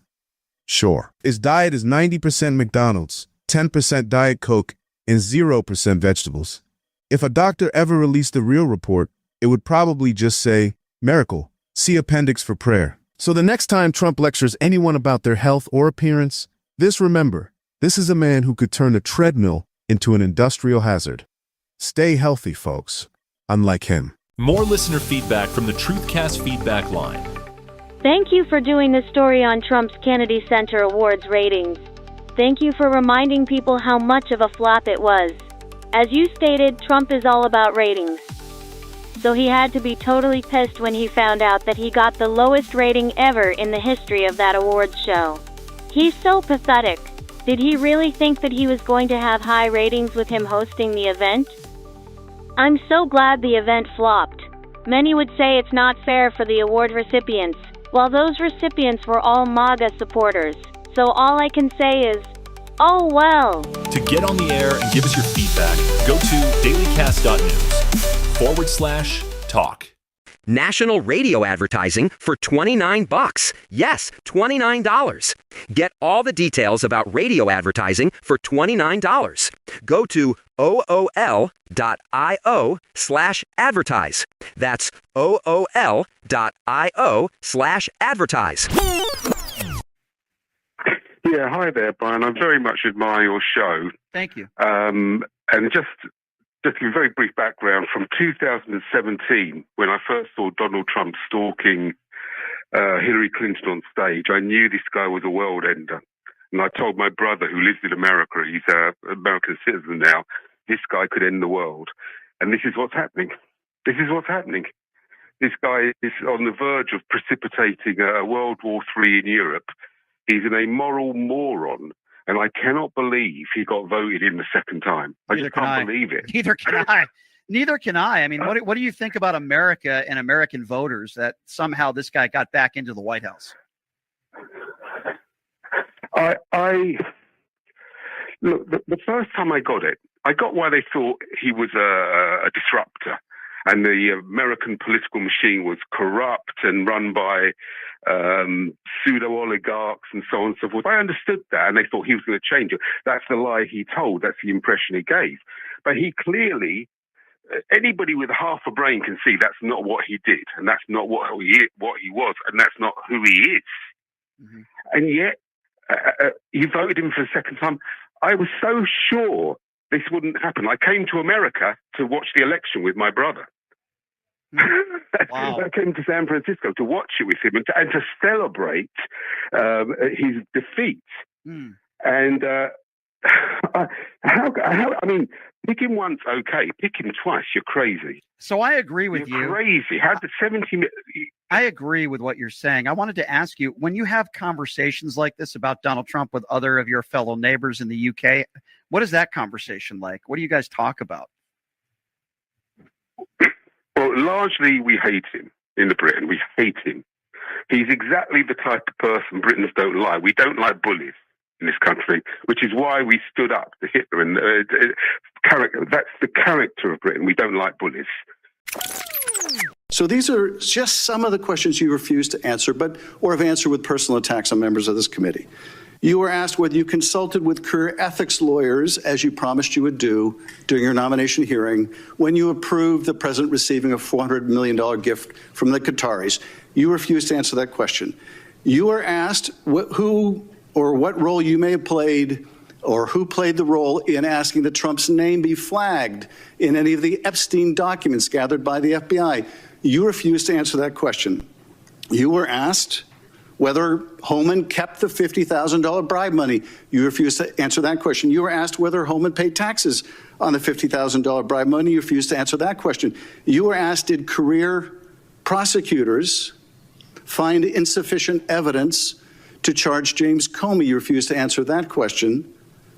You were asked, how are military strikes on these boats in the Caribbean legal? And you refused to even answer that question. You were asked, law degree, excuse me. You were asked, did you discuss indicting James Comey with the president? You refused to answer that question. You were asked, did you approve the firing of antitrust lawyers who disagreed with the Hewlett-Packard merger? You refused to answer that question. You were asked whether you support a restoration fund for violent insurrections to attack the Capitol on January 6th. You refused to answer that question. You were asked whether you were firing career professionals, career prosecutors, just because they worked on January 6th investigations. You refused to answer that question. You were asked by my California colleague whether you believe government officials, like immigration officials, have to abide by court orders. You wouldn't even answer that question. This is supposed to be an oversight hearing. Yeah, one of the things I was struck by at the press conference was the nationalist bragging by American leaders that this is a thing they did for the United States, not for the Venezuelans. The United States, of course, acted entirely alone, without any regional support or allies, without any form of international legitimacy, without any action of Congress. There is an indictment by an American court of Nicolas Maduro. So they're trying to say this is like what happened in Panama in 1990 with Manuel Noriega, where U.S. troops enforced a court order. But again, the ambitions here are much greater, but they look kind of selfish and without regard to the Venezuelan people themselves. And one thing that I think is going on here politically, maybe that the Trump administration wants to rule Venezuela, or at least wants to control who does rule. At the same time, millions of Venezuelans have sought refuge outside Venezuela, and the United States is treating them like enemies, in a sense, is detaining them, expelling them, sending some of them to torture prisons.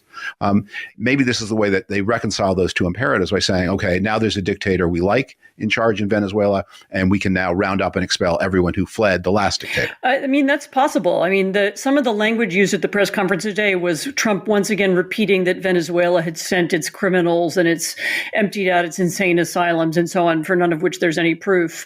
Actually, many members of the Democratic opposition fled the United States. Many people who were simply seeking a decent place to live and a place to work. There have been a lot of successful Venezuelans in the United States. I mean, the smearing of Venezuelans has been one of the ugliest things that this regime has done. I mean, the American regime, I should say, has done since Trump took office. But you're right to focus on the lack of concern for Venezuelans and for what happens in Venezuela. All of the narrative from the very beginning of this conflict has been about, the glory of the United States, the reconquest of the Western Hemisphere. There was a bit more of that today. The supposed loss of U.S. oil that is somehow owed to the United States because it was stolen in the past, and nobody's really unpacked that or explained it. And again, this idea that Venezuelan criminals and crazy people were somehow sent to the United States, well, which again, there's no proof. You will be protected, and I will be your protector. Women will be happy, healthy, confident, and free. You will be protected, and I will be your protector. You will be happy, healthy, confident, and free. Don't forget, ladies, it's all about me.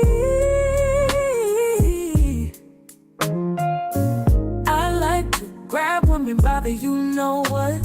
And it's okay to pat the holes on the butt. You will be protected, and I will be your protector. Just look into my eyes and put your trust in me. You will be happy, healthy, confident, and free. You will be protected, and I will be your protector. You will be happy, healthy, confident, and free. Oh, you will be protected, and I will be your protector. I'm in love with my daughter, and my wife despises me. You will be happy, healthy, confident, and free. I like to grab women by the you-know-what. And it's okay to pat the holes on the butt. You will be protected, and I will be your protector. Just look into my eyes and put your trust in me. You will be happy, healthy, confident, and free. You will be protected. You will be protected, and I will be your protector. I'm in love with my daughter, and my wife despises me. You will be happy, healthy, confident, and free. You will be protected, and I will be your protector. Women will be happy, healthy, confident and free. The fact that I was able to terminate Roe v. Wade after 50 years of trying. They worked for 50 years. I've never seen anything like it. They worked, and I was so honored to have done it.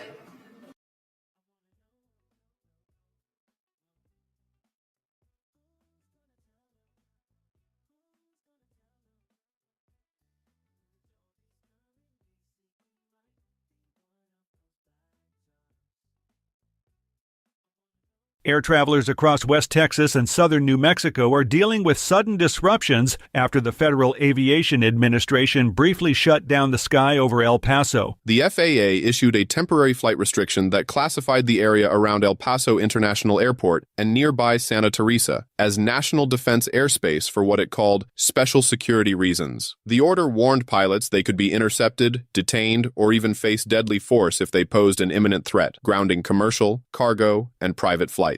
Lawrence Keller reporting.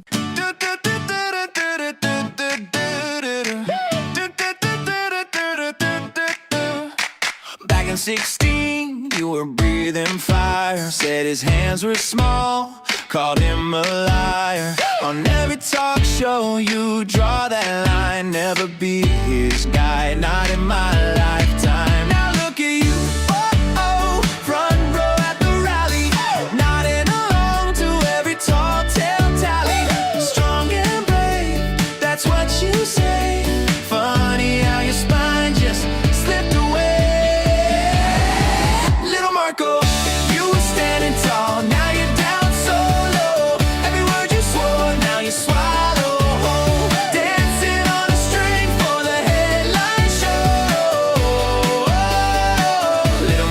Marco.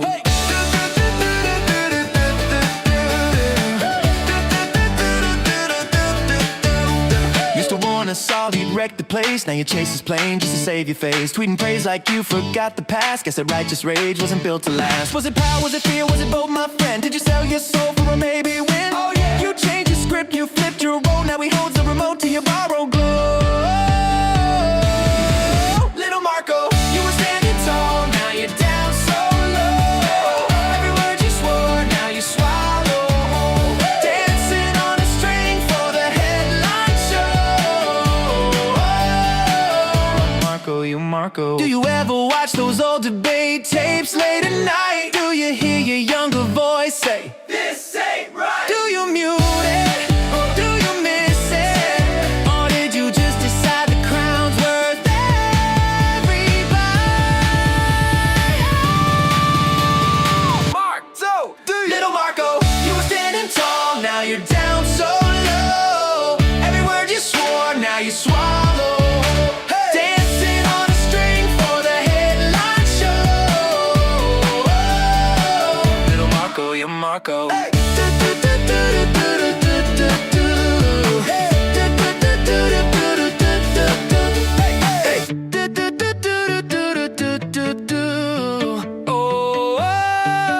Little Marco, you're Marco. Dailycast.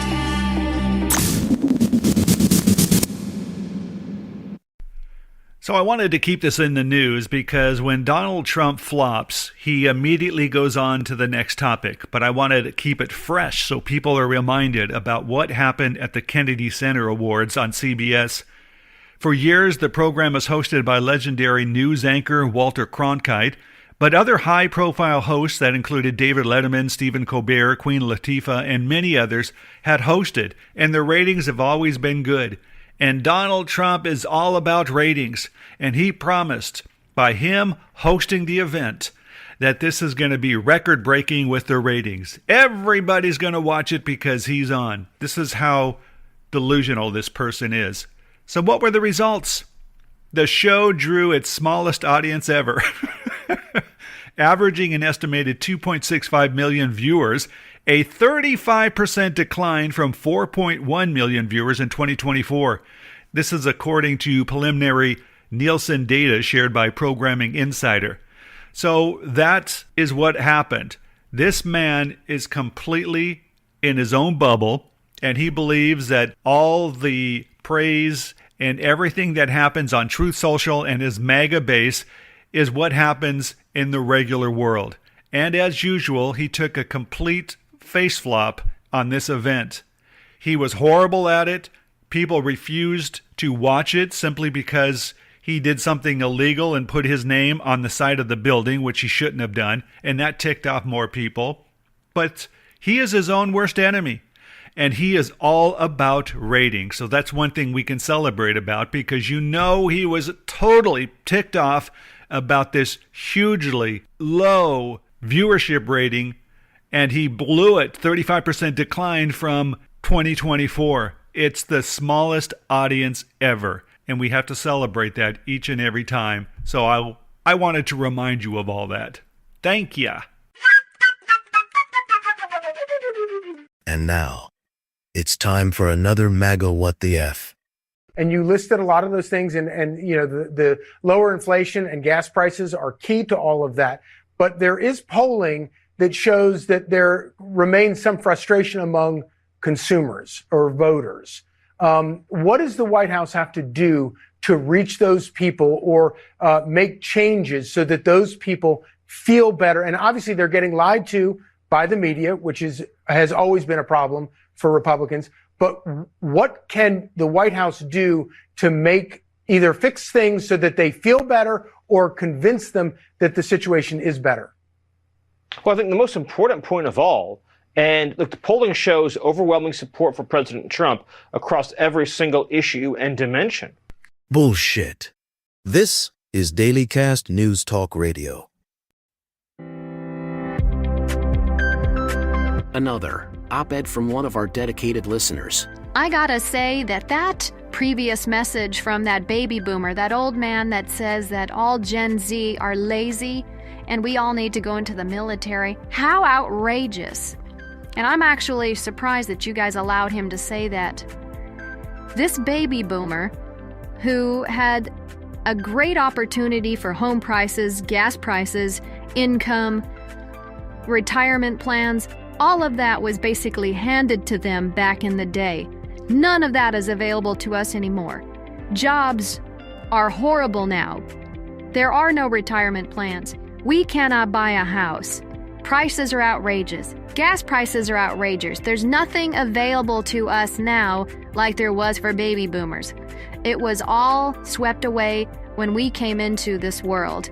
And now we have this baby boomer saying we're all lazy and we're all entitled and we all need to go into the military. How dare him? I would love to buy a house at the price that he paid for. I would love to buy the income equality like he had.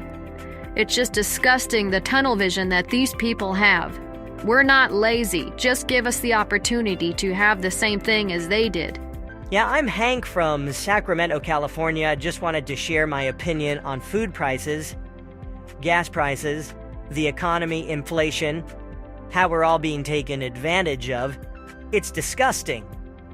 And I hate these record-breaking profits that the food industry is making, but yet they still say that inflation is what is affecting high prices.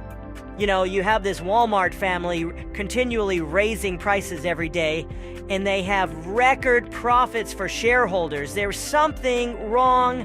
Why do us, the common American folk, have to pay for these high prices when you have a huge mega food company like Walmart providing and stating their record profits for shareholders? Doesn't anybody see that it's not inflation, it's not the economy, it's just the greed of these food companies that are taking advantage of the situation? It's disgusting. What can we do? All we can do is just take it. We pay the high prices and continue to give these record profits to these companies. To get on the air and give us your opinion editorial, just go to dailycast.news/talk. Speaking of hypocrisy, I do want to point out, since we're talking about Jeffrey Epstein, because we couldn't talk about Epstein before. If y'all recall, we were gone for about 2 months because we couldn't talk about Jeffrey Epstein. And now everybody wants to act as if they want to have like a real honest conversation about the victims and the survivors and everybody else. Where was this conversation a long time ago? And I know that y'all love to go back and say that Joe Biden didn't do it. You know, Joe Biden is blamed for everything. Joe Biden didn't do anything and it was Joe Biden's fault. And why wasn't Joe Biden? Joe Biden didn't campaign on it. I just want to be clear. If y'all can run me the tape, then run me the tape. But you know, when you campaign and you go out and you make a promise, then we evaluate whether or not you actually meet your promises. So listen, this was rope that y'all decided to hang yourselves with because the president campaigned on the Epstein files while we were campaigning on things such as affordability. We were campaigning on the things that now people are complaining about, right? Because of the tariffs and the fact that you guys won't say anything and tell the president, hey, sir, tariffs are taxes. We as Republicans, we usually don't like taxes. And guess what? That's going to make everything unaffordable. So now he's going to be our big savior and he is going to reduce the price of foods because he is the guy that actually increased the price of foods. So listen, if you can have this honest conversation about Epstein now, let's just go ahead with this lame duck president and be honest about everything that the American people care about. They care about affordability. They care about the fact that literally people are starving in this country because we have 42 million people. And I don't remember any one of you during that almost 2-month break deciding to go on faux news or any other news outlet and say, you know what, it is wrong to have 42 million people that are relying on $6 a day to eat. And we have the money because somehow our president was able to find under the couch cushion, the one that JD wasn't sitting on, under the couch cushion, he was able to find 40, how much did he find to send to Argentina? 40, there we go. 40 billion to send to Argentina. Information you need, opinions you want. This is Dailycast Newstalk Radio. You know what's wild about Democratic leadership? Sometimes you watch them negotiate and you wonder if they're playing for the other team. It's like watching a basketball player accidentally score on their own hoop and then celebrating the points. Democratic leaders will go into negotiations with Republicans like they're trying to win a Most Cooperative Player award instead of, actually winning. Yeah, we're willing to compromise on everything we believe in if you'll just promise to think about maybe considering our position. It's like watching someone play poker by showing their cards to everyone at the table and then asking if anyone needs help with their strategy. Here's what we want, here's our bottom line, and here's exactly how desperate we are to make a deal. Your move. Democrats will have a winning hand and somehow find a way to fold. Republicans could show up to negotiations with a pair of twos, and Democrats would be like, well, we respect your right to have those cards. Perhaps we could split the pot. You'll see Democratic leadership make statements like, while we fundamentally disagree with our Republican colleagues' plan to set everything on fire, we appreciate their passion and look forward to finding common ground in the ashes. Can you imagine if Republicans ever acted like this? Picture Mitch McConnell saying, you know what, the Democrats have a point. Let's give them everything they want and ask for nothing in return, because bipartisanship is beautiful. That man would spontaneously combust. Democratic leaders negotiate like they're trying to win a Nobel Peace Prize for most reasonable person in an unreasonable situation. Meanwhile, Republicans negotiate like they're trying to win a reality show called Survivor Capitol Hill Edition. It's like Democrats are playing chess while following the rules of checkers, and Republicans are playing football while pretending it's chess.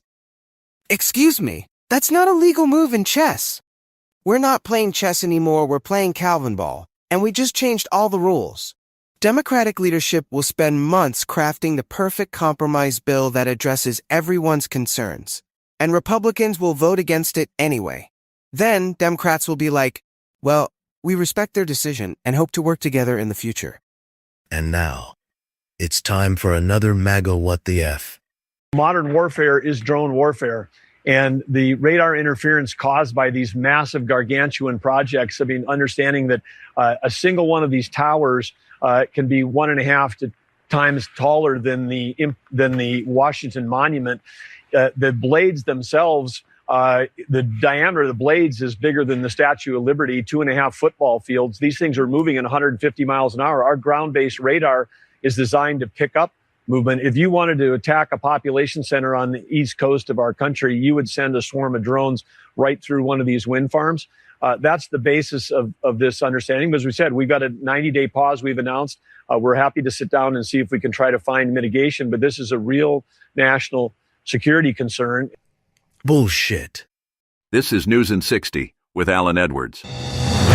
Search crews in northern British Columbia are working through the night after a deadly shooting at a high school. Police say a woman believed to be the shooter is among the dead at Tumbler Ridge Secondary School, where officers arrived within minutes of the first call. The UN is urging South Sudan's leaders to compromise on key security and power-sharing issues to prevent a wider breakdown. The UN's peacekeeping chief says political deadlock is sharply driving up violence, leaving the world's newest nation, already hit by past war and flooding, on what he calls a dangerous precipice. Air travelers across West Texas and southern New Mexico are dealing with sudden disruptions after the Federal Aviation Administration briefly shut down the sky over El Paso. The FAA issued a temporary flight restriction. The nation's intelligence services are facing new scrutiny after Director of National Intelligence Tulsi Gabbard shut down a high-profile reform task force. Gabbard created the Directors Initiative Group in April. We're dealing with an invasive species by the name of Donald Trump.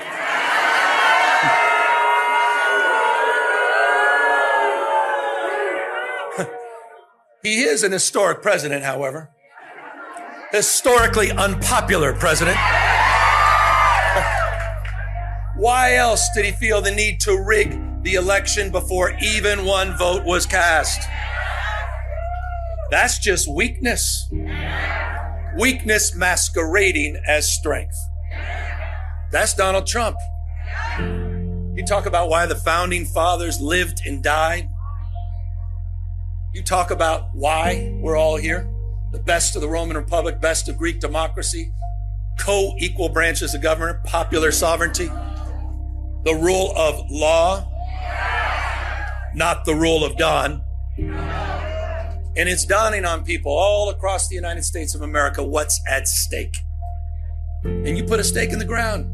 People are showing up. I don't believe in crowns, thrones, no kings. And people all across this country are waking up because you had the courage to step up at a time when we were desperate for leadership. We were.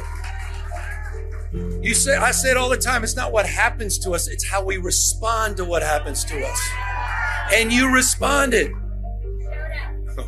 Did we show up?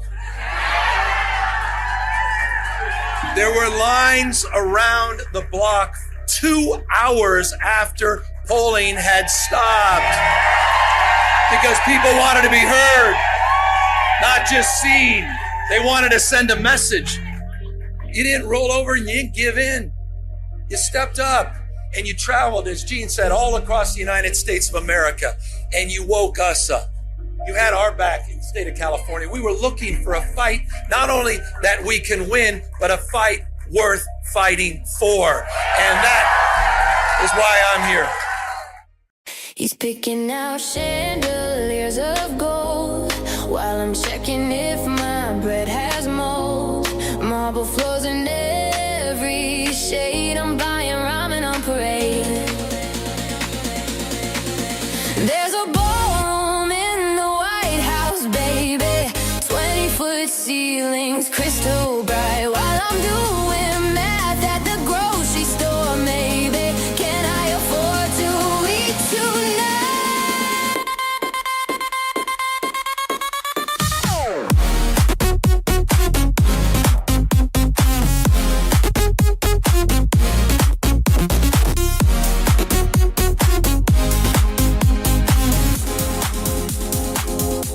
He's got a DJ booth and disco ball.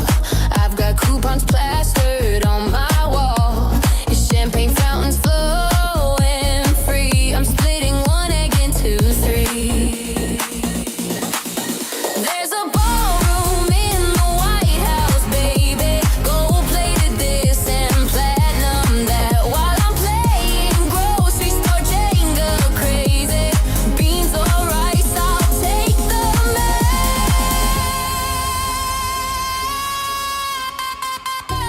They say let them eat cake, but I can't afford the bake. Just watching renovation shows while my bank account hits new lows.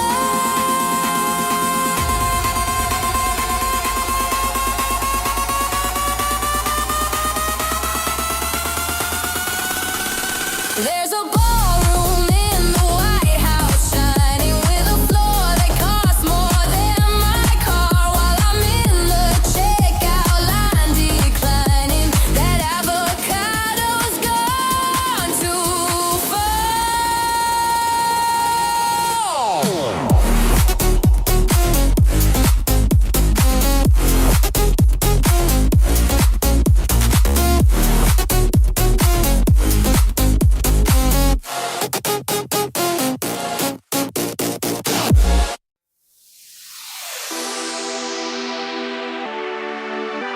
You're listening to Dailycast Newstalk Radio. Author Adam Clark Estes' month-long experiment quitting podcasts, which improved his focus and mental clarity. He explored how excessive podcast listening fills silence, hindering the brain's default mode network that supports reflection, planning, and daydreaming. Podcasts deplete mental energy akin to demanding tasks, increasing errors, fatigue, and stress during multitasking.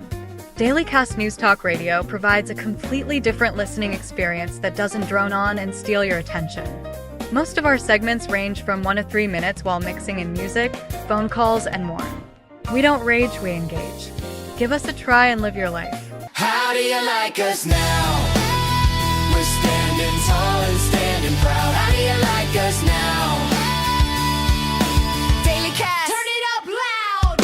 How do you like us now? How do you like us now? Dailycast Newstalk Radio. How do you like us now? So we're taking calls, finding out what is going on in your world. Let's go to Dave in Cincinnati. You're on the air, Dave. Yeah, hi. I'm a first-time caller, long-time listener. I wanted to share something about dealing with the political stress these days, especially from right-wing news cycle. Go ahead. What's your take? Well, I used to get so worked up watching cable news. You know, I'd sit there for hours just getting more and more frustrated with all the spin and misinformation. It just fires me up. It gets my blood pressure literally going through the roof. I realized it wasn't healthy, so I had to make a change. So what did you do about it? The first thing I did was completely cut out cable news. Just done. Cold turkey. No more talking heads yelling at each other. No more rage bait scrolling across the bottom of the screen. Instead, I carefully pick out a few reliable news sources online. You know, places that actual journalists doing real reporting, not just opinion pieces. So I'm glad you brought that up. How's it working for you? It's made a huge difference. I set specific times to check the news, usually in the morning and evening, and I stick to that. I use news feed apps that filter out extreme stuff. But here's what I want to emphasize. I'm not checking out. I'm actually more informed now that I am now than what I was when I was watching cable news. You know, that's interesting. Can you explain what you mean by that? Because I think listeners would appreciate how it's working for you. Well, you're constantly bombarded with sensationalized news. You're not really learning anything. You're just getting angry. Now I read in-depth articles. I look at different perspectives. I fact-check everything. I'm still engaged, still voting, still contacting my representatives, but I'm doing it in a place of knowledge rather than reaction. You know, that's a good point. And I want to make sure that people had just heard what you said. You're still contacting your representatives. Bingo! Many of us feel powerless right now. And as Dan Harris says, action absorbs anxiety. But what is that action? The Trump administration doesn't respond to outrage. It responds to economic signals. It's not about ideology. It's about mechanics. That's why resist and unsubscribe isn't a protest. It's an economic strike. That means pausing or canceling subscriptions from companies including Amazon, Apple, Google, Microsoft, Netflix, OpenAI, and more. We've built a website that makes it easy to maximize your impact. Go to resistandunsubscribe.com. Again, that's resistandunsubscribe.com and take action. Elon Musk, the world's wealthiest man, has found his most recent obsession, Jennifer Welch from I Had It podcast. He seems to be constantly harassing her and calls her trans. Well, Jennifer Welch responded on her YouTube channel, and she held no punches. Trans, obsessed, pedophile protector, and immigrant, and corporate welfare queen, Elon Musk continues his obsession with a podcaster. And that podcaster is yours truly.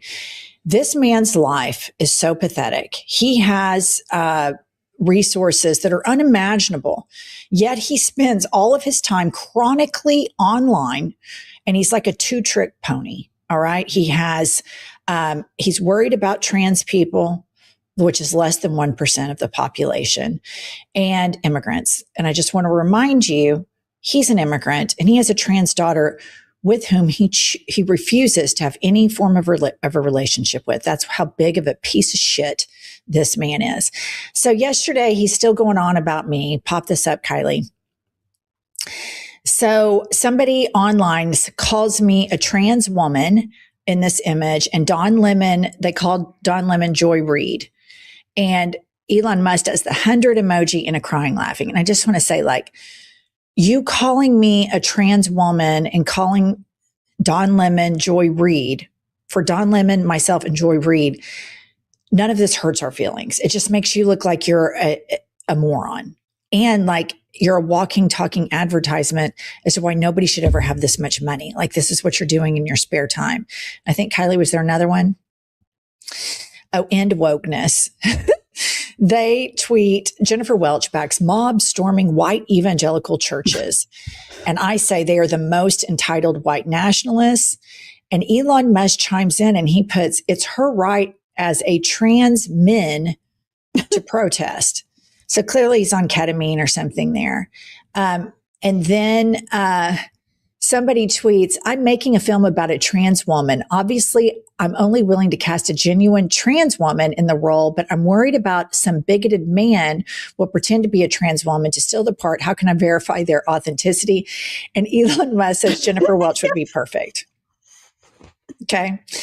So meanwhile, this man, like, you guys, he's chronically online. Like, if you go to his Twitter feed, it's unbelievable. He doesn't sleep. I think he snorts ketamine all the time. He's a drug addict, untreated drug addict who desperately needs to go to rehab. And I don't know if he thinks that hurts my feelings or end wokeness.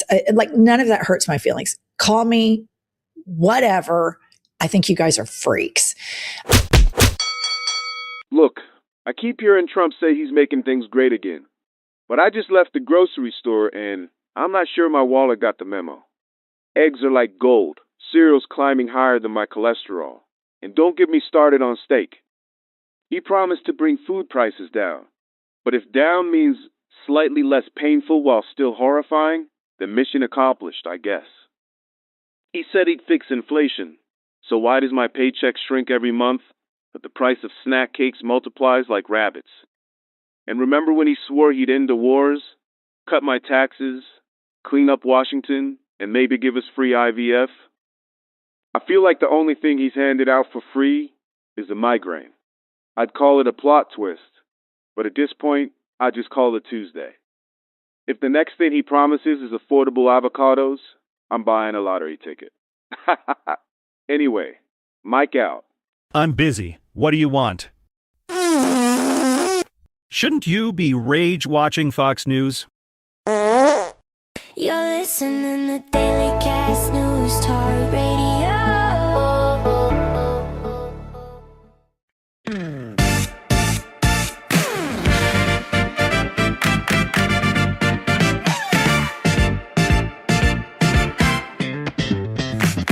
Spilled your drink on your bed.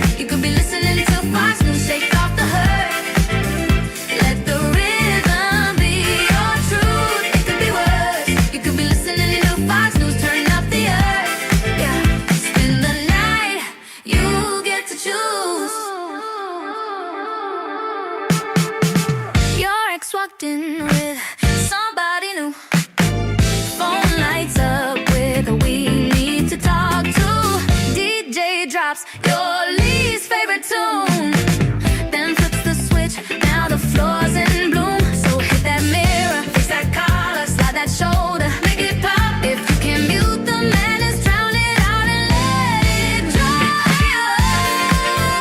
You can listen to pop shit off the earth. It could be worse. You could be listening to Fox News, turn up the earth. Yeah. Spend the night. Hands up high for the good confusion. Dance it out past the cheap illusion. If they sell you fear, we'll sell them groove. Change the station, change the mood.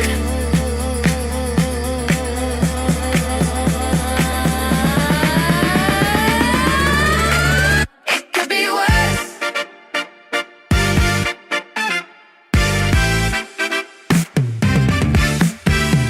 Could be worse.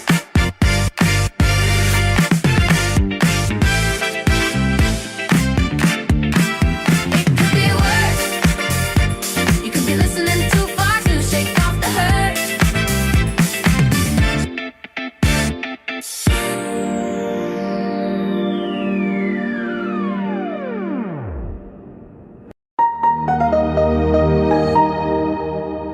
A group of Buddhist monks has finished an extraordinary 2,300-mile peace walk from Texas to Washington, D.C., ending with songs and quiet prayers on the National Mall. The pilgrims spent months on the road, moving through small towns, big cities, and long stretches of open highway. Along the way, people joined for a few blocks or offered food, water, and places to rest. Organizers say the walk was meant to honor victims of violence and encourage simple acts of kindness. As they reached the capital area, the monks rang handbells, thanked supporters, and shared hopes that the journey leaves a lasting ripple of peace. Andy Sanchez reporting. Welcome to Hypocrisy Hour, where we shine a light on the holy rollers who talk the talk but waltz with the devil. Today we're spotlighting House Speaker Mike Johnson. You know, the guy who struts around calling himself a man of God, a rock-solid conservative, and a devout Christian. Sounds wholesome, right? Like apple pie at a prayer breakfast.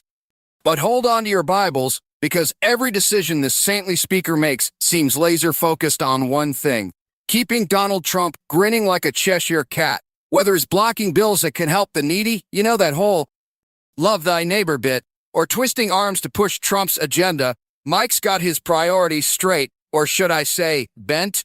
Picture this: Mike's in his office, Bible in one hand, phone in the other. "What would Jesus do?" he whispers. Then Trump tweets, and poof, it's "what would Donald do?" Faster than you can say golden calf, he's voting to satisfy the boss upstairs. No, not that one, the one in Mar-a-Lago. And the humor? It's like watching a vegan chowing down on a steak while preaching about kale. Mike preaches family values but backs a guy with more scandals than a soap opera. He decries depraved culture but cozies up to the king of reality TV drama. Folks, if this is Christianity, sign me up for the comedy club instead. Until next time, stay skeptical and maybe pray for better leaders. Saving democracy by staying informed and sharing opinions.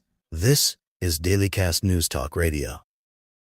Watching Republican leadership lately, and I think they've accidentally become the world's most effective agents of change. Not the change they wanted, mind you, but hey, nobody's perfect at their job anymore. Trump spent 4 years saying America first so loudly that the rest of the world said, okay, we'll go second, third, and fourth without you. It's like showing up to a group project, declaring yourself the leader, then setting the presentation on fire and wondering why everyone else formed a different group. We used to be the country everyone looks to for leadership. Now, we're the country everyone looks at for entertainment. What are the Americans doing today? Oh, they're arguing about whether hurricanes are controlled by Jewish space lasers. Classic America. China's building trade partnerships while we're building walls. They're investing in the future. We're investing in nostalgia. They're playing the long game while we're playing Monopoly and flipping the board every time someone lands on Boardwalk. The Europeans have basically started a group chat without us. Should we invite America to the climate summit? Nah, they'll just show up with coal samples and a PowerPoint about how glaciers are actually growing. Our foreign policy has become so unpredictable that our allies now have backup plans for their backup plans. NATO meetings probably start with, okay, everyone remember, if America does something weird, just smile and nod until they leave. More listener feedback from the Truthcast feedback line. Every day I sit here and wonder what the world really thinks of us. I mean, really thinks of us. We used to have such a great reputation on the world stage. That was before Donald Trump came into the scene. Now we are the laughing stock of this planet. I know Trump's followers are proud, but I for one am embarrassed. It's embarrassing what he's doing. It's humiliating. It's disgusting. All we can do is sit here and watch him, not only burn down this country, but burn down this world. This last caller talking about how he's embarrassed to be in the United States because other countries think we are a joke. If you are embarrassed to be here, then move your ass out. Get this F out of here. We don't need you. That could only mean that you are a radical left libtard snowflake. We don't need you kind of people here. This is MAGA country, baby. It's all about Trump. This is the new golden age. So if you don't like it, please get the F out of this country and go move to Russia. To get on the air and give us your feedback, go to dailycast.news/talk.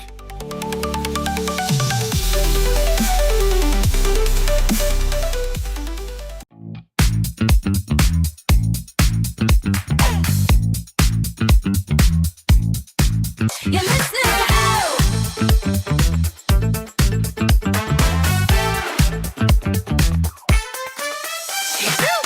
Dailycast Newstalk Radio.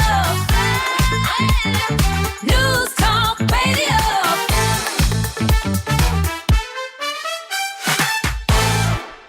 I am so stressed. I'm tired of hearing about Trump. I'm sick of him. I'm sick of MAGA. They are destroying this country, and I don't understand why they believe Trump is doing good. He's a mess. They are a mess. They're really stressing me out. It's disgusting. It's gross. I need to mentally refresh, and I can't do so if I continue to go on social media and see that large, gross old man spewing his hate. I can't wait for 2028. He needs to be impeded now. More listener feedback from the Truthcast feedback line. Oh, I love you, love you, love you. This is all that in a bag of chippy chip chips. You guys finally got it together and created a station that doesn't piss us off. I love the music, comments, and news. I can be informed without screaming at my screen. I'm burned out with the same boring podcasts. I'm tired of those news panels arguing with each other. I can handle what you guys are doing. Not only handle it, but love it. Keep it up, you freaky fake freaks. To get on the air and give us your feedback, go to dailycast.news/talk.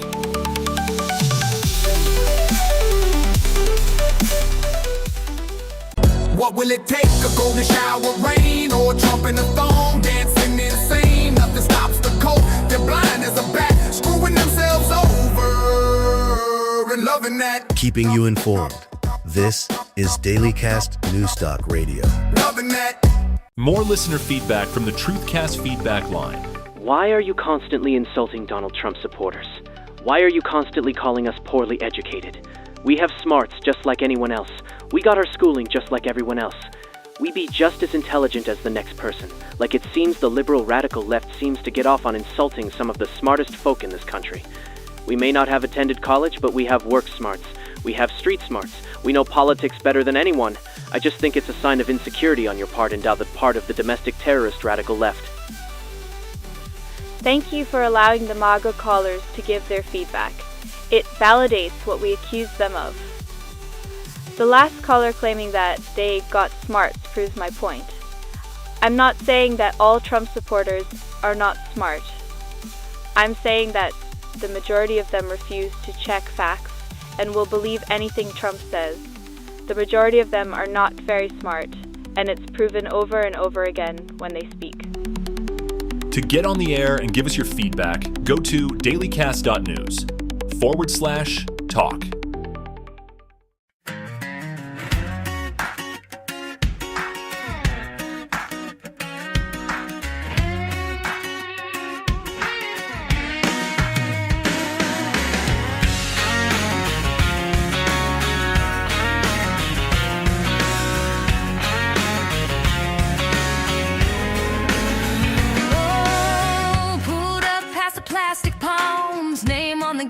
like a question mark. They polished every little surface, but it still feels like a theme park. Champagne in a paper thin flute, red carpet on discount roll. Everybody acting so high dollar, but you can see the seams in the show.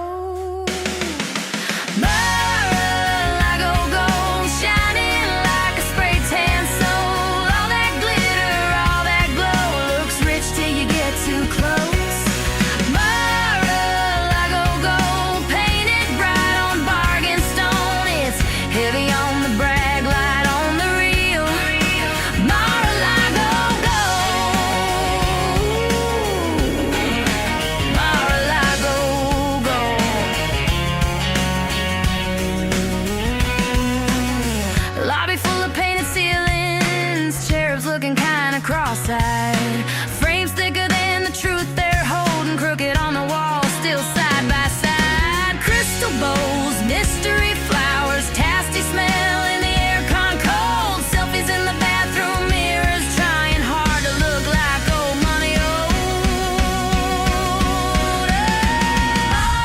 Mar-a-Lago gold, shining like a spray tan soul. All that glitter, all that glow, looks rich till you get too close. Mar-a-Lago gold, painted bright on bargain stone. It's heavy on the brag, light on the real. Mar-a-Lago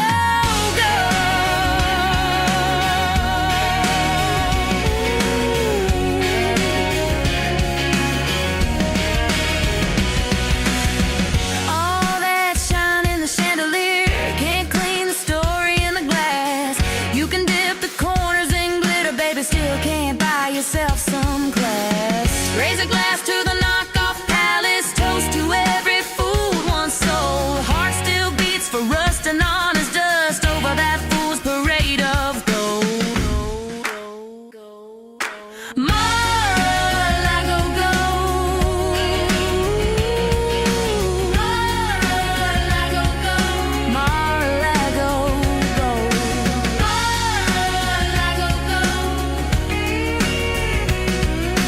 Mar-a-Lago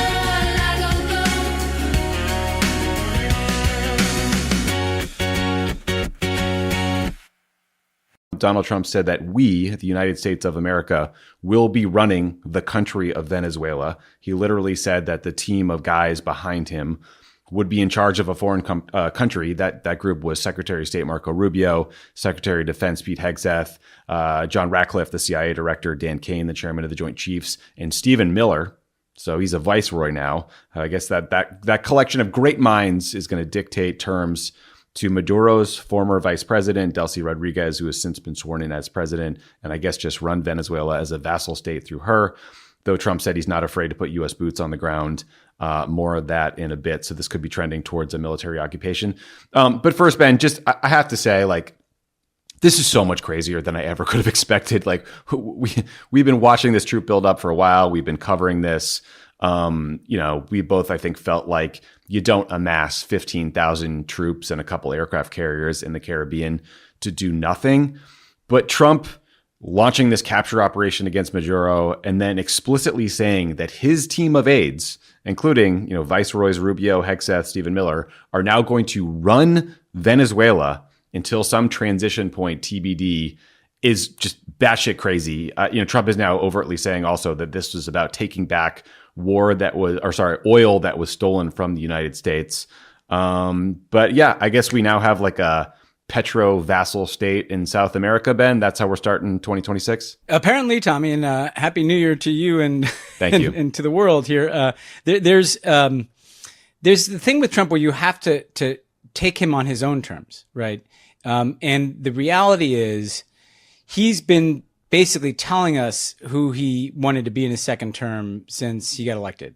And keep in mind, one of the first things he started talking about after he was elected were Greenland and Panama. And the reason that's important is because, yes, that's not who was on the punch card today. But we were kind of moved from yesterday into today, from one era into a new era here, where the United States is back in the empire business in this hemisphere. And let's be clear, that's not hyperbole. Like, that's what he said. Now, you go through the roller coaster of the last few hours. It starts with this operation. It says, I'm saying to myself, okay, we're doing this now. Like we've been saying for months on this podcast. Clearly, this is about regime change.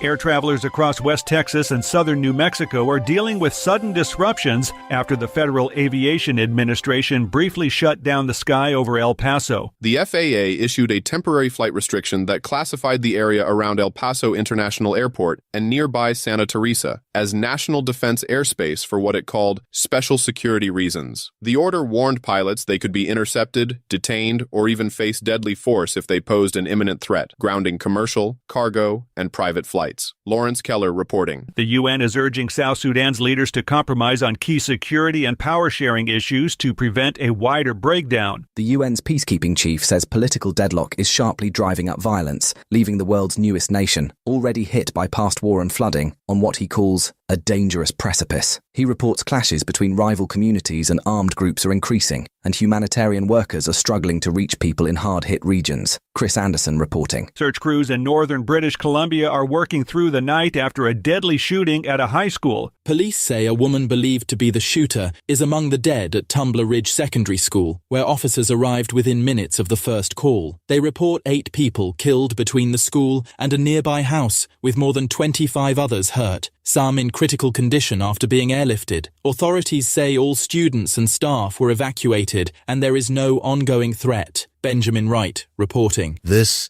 is the latest news headlines.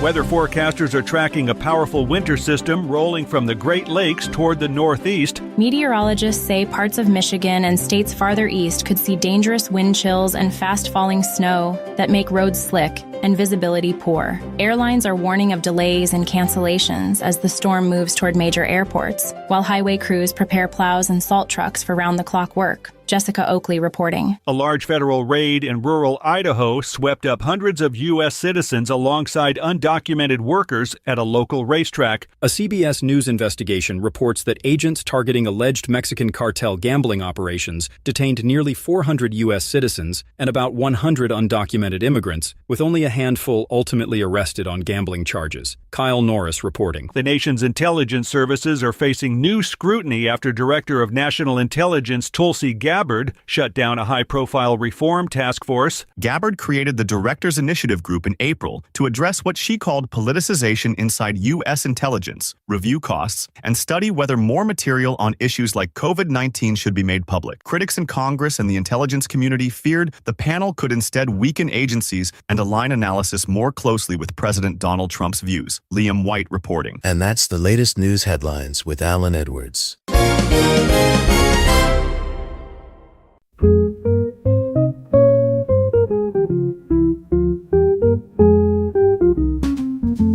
Hello, Baby T here. Just wanted to call in and express my frustration on how y'all pick on my daddy, Daddy T. He is saving this world. He does nothing wrong, yet you attack him, insult him, smack him about the breasts. Why? He doesn't deserve this. He's all that and a bag of chips.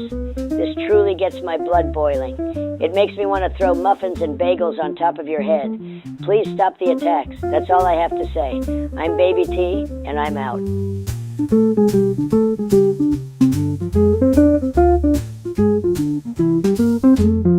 Just last year, in a Wall Street Journal article titled, "America's Young Men Are Falling Even Further Behind," journalist Rachel Wolf decided to follow a family of 6, the Morenos. All in all, a normal family. The thing was, while their only daughter recently graduated from business school and got engaged, her 3 brothers, well into adulthood, are still living with their parents in their childhood bedrooms.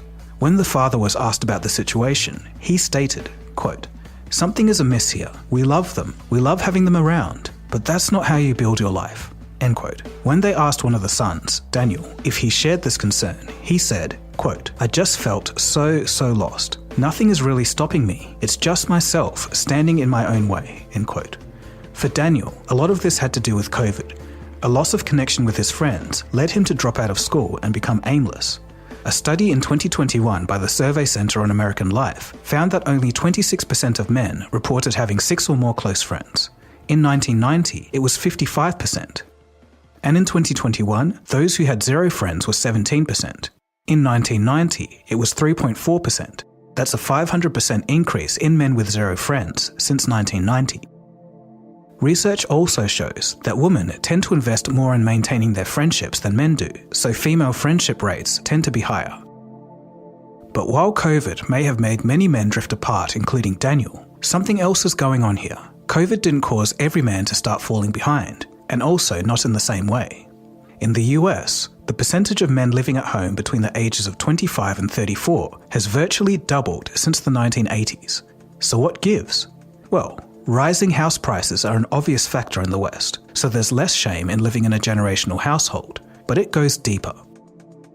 Regardless of affiliation, the broader consensus over the last 3 to 5 years appears to be that traditionally male-dominated industries like manufacturing are shrinking, while service industries are reaching all-time highs around the world.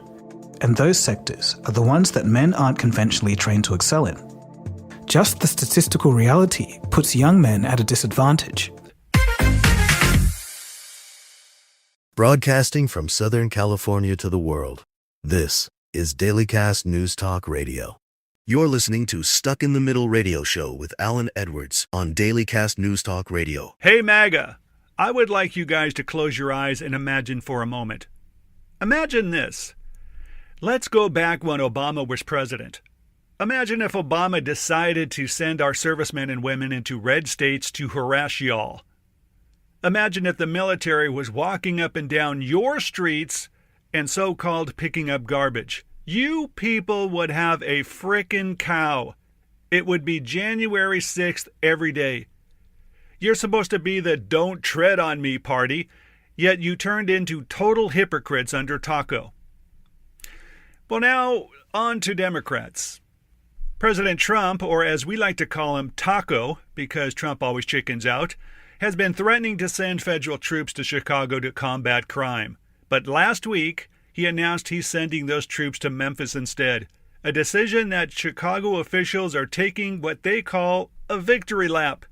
Illinois Governor J.B. Pritzker didn't mince words in his response to the Memphis deployment. Quote, "It's disturbing that the president is hell-bent on sending troops onto America's streets. Using those who serve in uniform as political props is insulting. None of this is normal." And now, another 2 minutes of relaxation. Breathe and enjoy.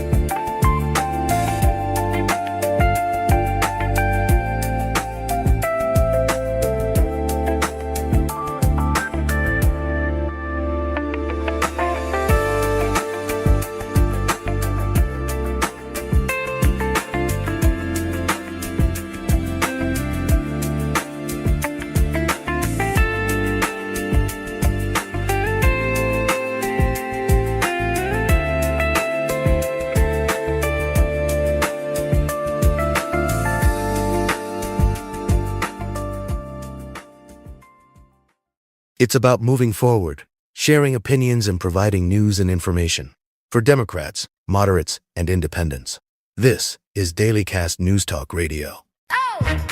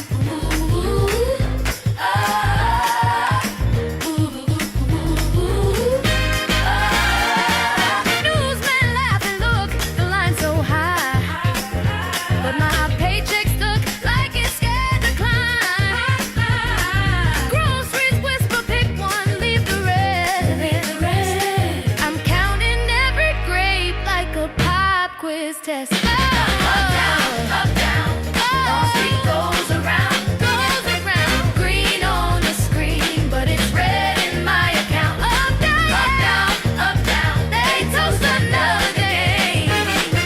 Stock market singing while we dance around the pain. They say trickle, I say prove it. If you feel it, help me move it. Hands up, tie your feet still on the ground.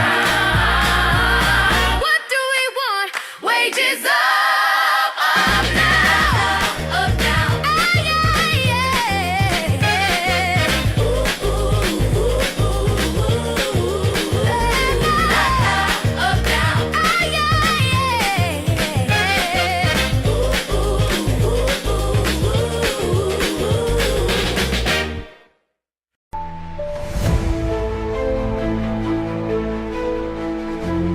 Mr. Patel, in just 8 months, you have assaulted the institutional integrity of the FBI. But I know FBI field agents. I've worked with them in Newark. No matter how truly bad you are, you can't undermine the legacy of agents who fight every day to keep us safe, but you can tarnish the integrity of the agency and undermine the agency's capacity. I believe you're failing as a leader, and that your failure does have serious implications for the safety and security of Americans and our families. We're more vulnerable to domestic and foreign attack because of your failures of leadership. I don't think you're fit to hand the bureau, but here's the thing, Mr. Patel. I think you're not going to be around long. I think this might be your last oversight hearing. Because as much as you supplicate yourself to the will of Donald Trump and not the Constitution of the United States of America, Donald Trump has shown us in his first term and in this term, he is not loyal to people like you. He will cut you loose. This may be the last time I have a hearing with you because I don't think you're long for your job. But I'm going to tell you this. I pray for you. I pray for you that you can step up and defend your oath, defend the Constitution, and do a much better job of defending this country. Thank you, Mr. Chairman.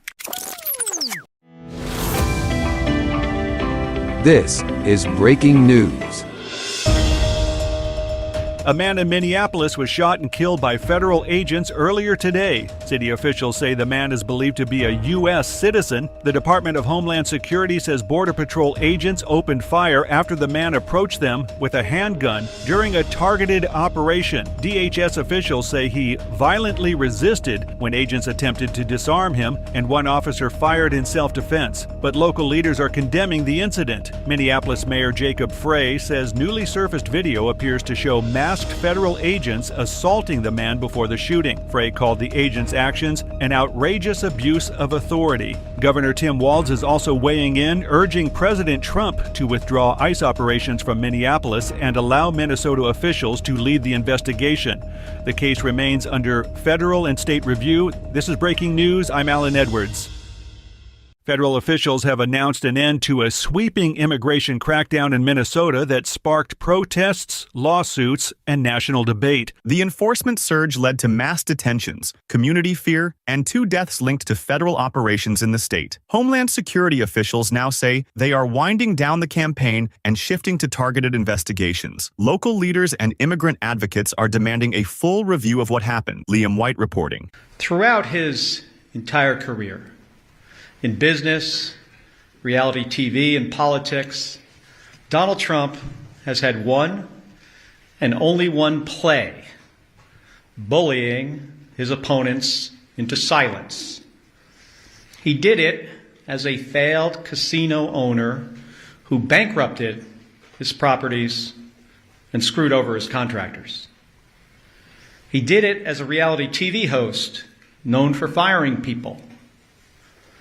And he's done it as president who tries every day to intimidate people with no regards for the rights or well-being of the American people. I'll say this for the guy. While he's never seemed to do much else right for most of Donald Trump's career, bullying people has worked out for him. But not now. Because I won't let it happen. The American people won't let it happen. President Trump is trying to silence me, threatening to kill me for saying what is true. And he sent his Secretary of Defense after me. And it's not going to work. Here's how we got here. A week and a half ago, Senator Slotkin and I, along with others who also served in the military and the intelligence communities, we released a video with a simple message to service members that they must refuse illegal orders. Nothing was controversial about that. Everyone must follow the law. No one may break the law.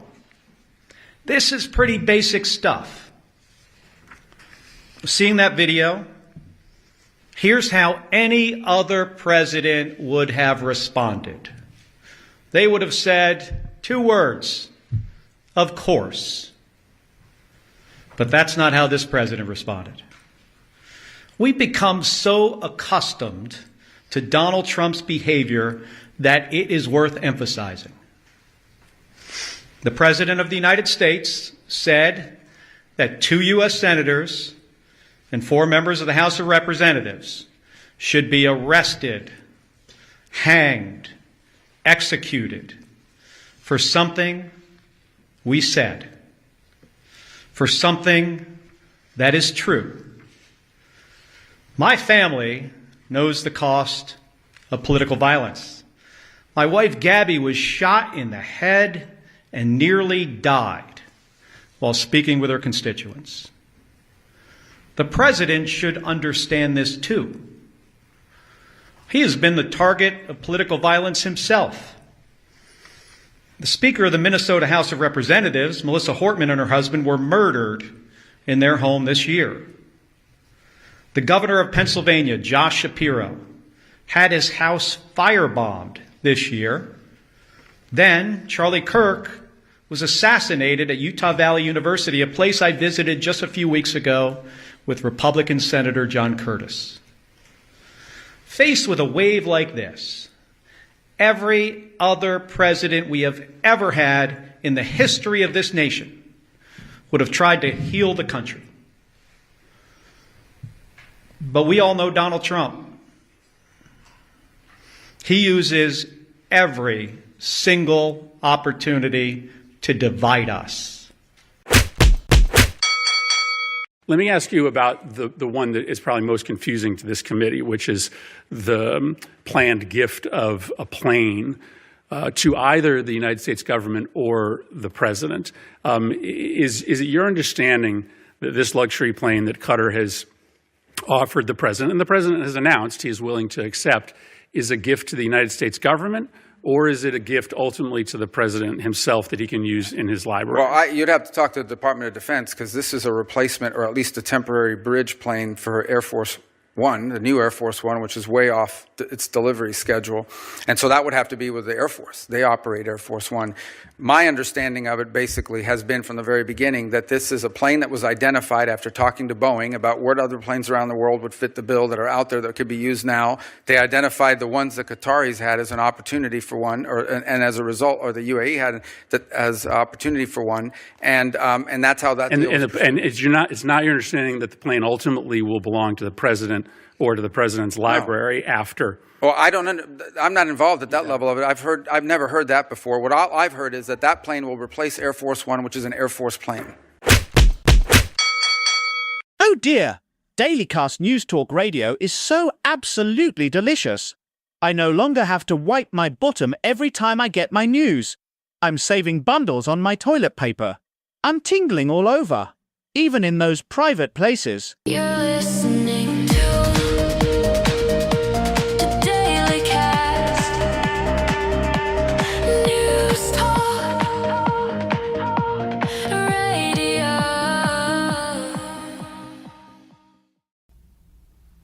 Welcome to Stuck in the Middle radio show with Alan Edwards, my silly little freaks. Glad to have you back. Glad to be back. Let's get right into it and talk about the corrosive corruption going on in the Trump administration, right-wing media, and the MAGA movement. I affectionately call it PPP, the Pedophile Protection Party. Remember what that great Swollen Orange one said about child traffickers during his campaign? Well, if you don't remember it, let me remind you. Death penalty for drug dealers and anyone guilty of child or woman sex trafficking, which they are doing at numbers which are massive.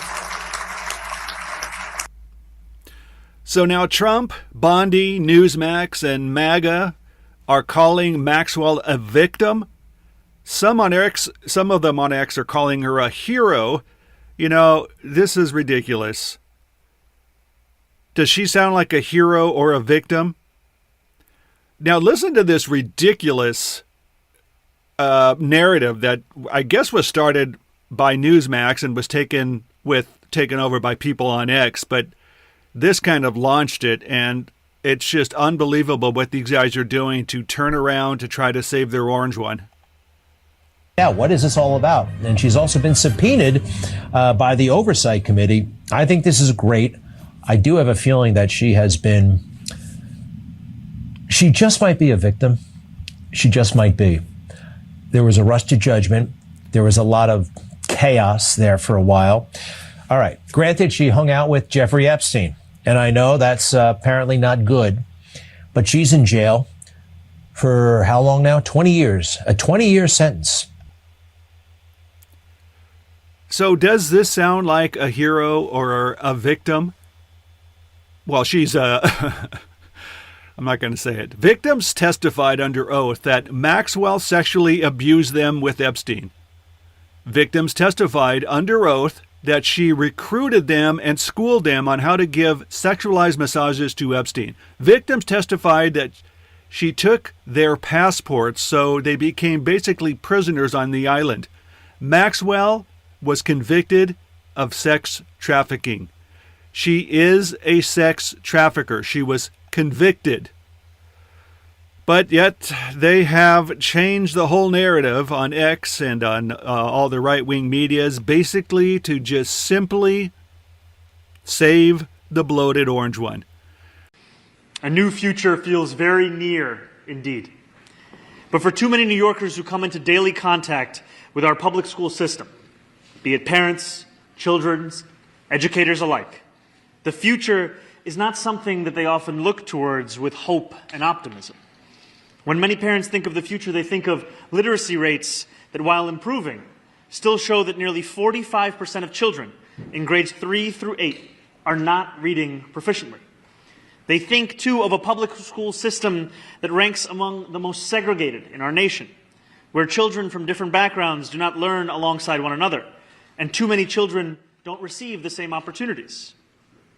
For over 900,000 children learning in our public schools, when they think of the future, they think of classrooms so crowded that they cannot get the attention of their teacher and facilities that have long needed improvement. And for educators, when they think of the future, they think of how many of their students don't have a home to return to at the end of the day or a bed to lay their head in. How hard it is to afford a dignified life in this city on a teacher's salary, and how many of their colleagues have had to move on to another job. The future need not be something that we dread. It can be something we rewrite together so that the children of our city, the future of our city, receive opportunities far greater than those who came before them. I am proud today to appoint Kamar Samuels as New York's next schools chancellor, because this moment demands a new generation of leadership that both understands our school system and has a transformative vision on how to remake it. Kamar is that leader. He has deep experience serving at every level of our public school system across our city. He began as a teacher in the classroom in the Bronx before becoming a principal, and has since served as a deputy superintendent of School District 23 in Brooklyn and superintendent of both District 3 in Manhattan and District 13 in Brooklyn. More impressive, however, than his resume are the results he has achieved in these roles, delivering millions of dollars to integrate city schools and transitioning to new curricula that increased literacy rates by 5% in a single year. I chose Kamar for this impactful role, one which shapes the lives of nearly 1 million children each year oversees more students than any other chancellor in the nation, and manages over 135,000 employees because of his expansive vision of possibility for the future. Let me get something out of the way. Two things out of the way first, and then I'm going to get into the thoughts, overwhelming thoughts that I have as someone who's also a global armed terrorism vet, 20 years, and seeing a lot of the same mistakes that were made then by the current administration. Number one, Nicolas Maduro was a terrible leader. He was a dictator. No argument there. And in an ideal situation, he would have been removed by his own people. He basically stole the last election. He followed behind Hugo Chavez as far as dictatorial rule in Venezuela. The people have suffered dramatically from it, to include economically, socially. The whole overview of that country changed in the last basically 2 to 3 decades. It's a good thing that he is gone. That is not, and I repeat, not what the main issue here is. The issue has to do with a lot of things that we'll talk about, but specifically the how and the why of his removal. That's my first point. The second point, and they did a good job of highlighting this in the press conference when it comes to the actual operations that took place last night. Make no mistake, the United States military did what it does. Professional, efficient, mission objectives met, especially dealing with a country that does not have anywhere near the capability to counter American forces. The United States had been there for months, as we all know, and the Venezuelans knew we were coming. President Trump even said that. Didn't matter. It's overwhelming force, and that is done because we have unbelievable, professional, dedicated, intelligent, very smart people that wear the nation's cloth. So as far as that is concerned, bravo Zulu, as we would say, or good job. They did their job. But understand the military is the nation's most powerful asset and weapon, and it only goes where it's pointed to and fired. Okay? Let me make sure that I say that. So in typical Trump fashion, because he has this mindset of wanting to be seen as a great military leader, even though he's a draft dodger, he wanted to make sure that the spectacle, the awe of the military operations were conveyed properly. The chairman of the Joint Chiefs of Staff, General Kane, made a point to lay out the operation, which from an informational standpoint was good. But make no mistake, this is part of the mystique that Trump wants to create with this. This is News in 60 with Alan Edwards.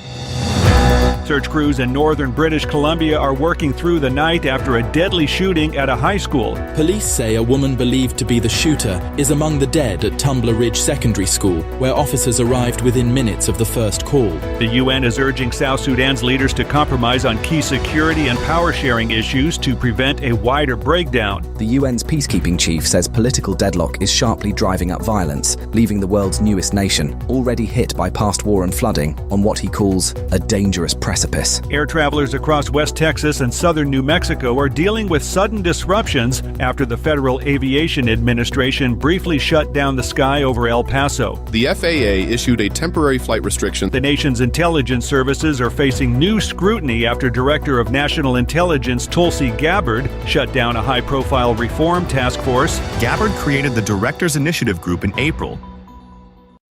It's a crazy world and it's got us spinning. Through the chaos, love is what we're given. In the madness, we will find our way. With our hearts, we will light the day. Shadows fall, but we rise above.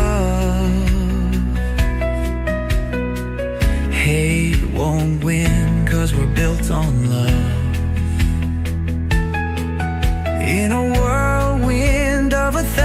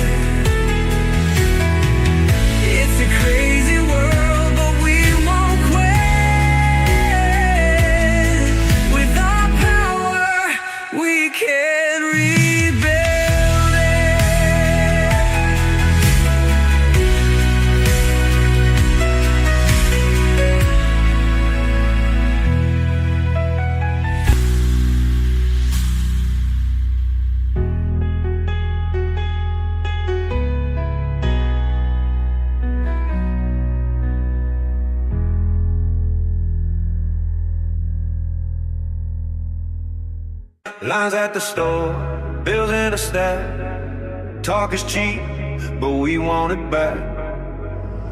Clocked in, clocked out, same car, less stuff. Every check shrinking, people had enough. Big talk on the screen, but the tank's on fumes. You can feel that shift every living room.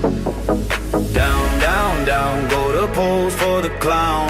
We ain't buying what you're selling now. Spin that story, we just turn you down, down, down, down, down. Go to polls for the clown.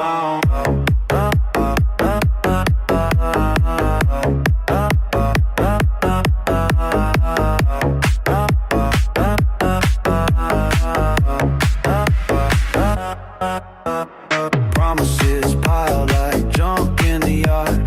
Blame someone else when it got too hard. Fact check fatigue from the day-to-day spin. Whole crowd chanting we won't fall again. Down, down, down, go the polls for the clown. We ain't buying what you're selling now.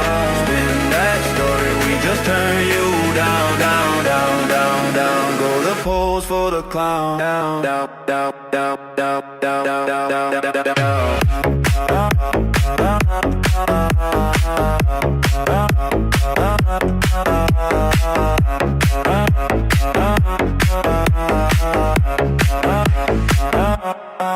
Hands up if you're done with the drama. Hands up if you're broke from the great plan. We don't need another show, another camera. We just wanna live better than we have. Beat drops, true knocks. Voters in control. Watch the red line slip off the road.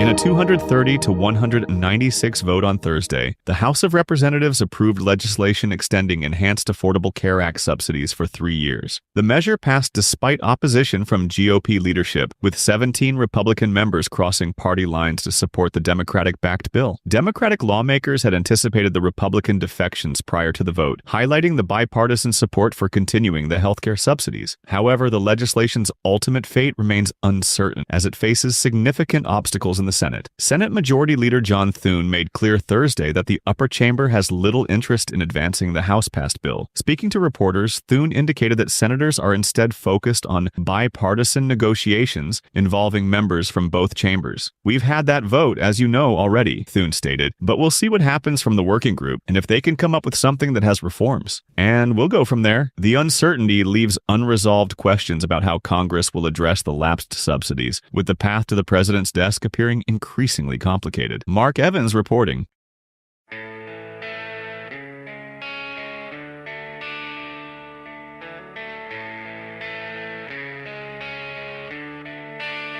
Clock in, same gray door. Coffee stains on the break room floor. They're in the air, but we're on the ground. Gold-plated pen signing us all out. They don't care about the towns that fade on the highway. They don't care about the hands that hold this place. They don't care, long as every share climbs higher. They don't care. They don't care as long as money's there. We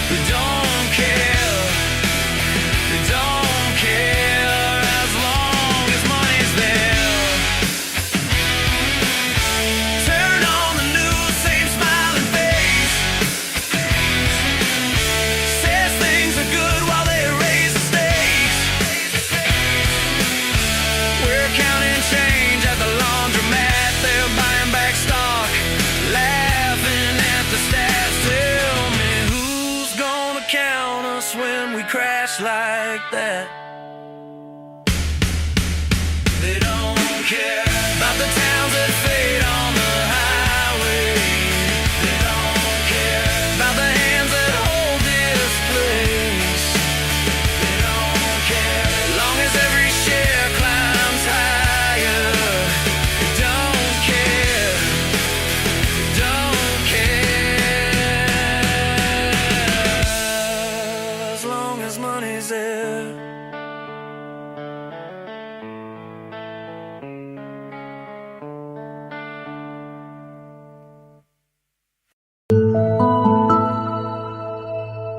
Look, I think there's no question that Trump and the DOJ have completely botched this release. I mean, they're, regardless of the right thing that they should be doing, politically, they're damaging themselves. Their MAGA base is turning on them. I'm talking to Republicans all over here in my back door here in my district, here back home in California, and folks think this is bizarre. If you have nothing to hide, then release all the files. What the issue right now is the cover-up. They're clearly involved in illegal activity as it relates to this moment where they're not releasing the files. They continue to cover things up. We don't know exactly everything that's in the files. We suspect some of the things that could be in there. And what we're trying to get to is just the truth. All we want is justice for the survivors. And we don't care who the powerful men are that cause harm. What Donald Trump should want, if he should join us in going after every single powerful man that hurt, trafficked, abused women. That is the goal here. We want truth and transparency for the survivors, and we're going to continue to fight till we get it. Feeling down? Need motivation? Then go to dime.club. It's all about motivation, making money, and more. Check it out now at dime.club. Oh boy, buckle up, folks. Looks like that Donald was racking up more frequent flyer miles on Jeffrey Epstein's infamous Lolita Express than a horny teenager at a free buffet. According to a juicy email the Justice Department casually dropped like a hot potato late Monday, because why not kick off the week with some scandalous sky-high shenanigans? Trump hitched a ride on that sleazy sky chariot at least 8 times back in the mid-90s. We're talking more trips than your average bag date promises just the tip. This bombshell comes from a January 7th, 2020 email that's part of the DOJ's slow drip tease of docs and their Epstein probe. Yo, the one that also nailed his side piece, Ghislaine Maxwell, was currently cooling her heels in the slammer for teaming up with Jeff to play twisted games with underage girls. The unnamed prosecutor spilling the beans wrote that flight logs show Trump jet-setting on Epstein's plane many more times than previously has been reported or that we were aware, right smack in the timeline they'd be eyeing for charges in Maxwell's mess. Talk about a plot twist that hits harder than a turbulence-induced lap dance. Who knew the art of the deal included bonus upgrades to the Mile High Perv Club? More listener feedback from the Truthcast feedback line. Just when you thought it was safe to go back outside, Trump has decided that he's going to start his MAGA hate rallies again. He wants to convince his poorly educated cult followers that the economy is amazing. Gas prices are low and groceries have never been lower. This is what we're dealing with now. When will they learn? To get on the air and give us your feedback, go to dailycast.news/talk.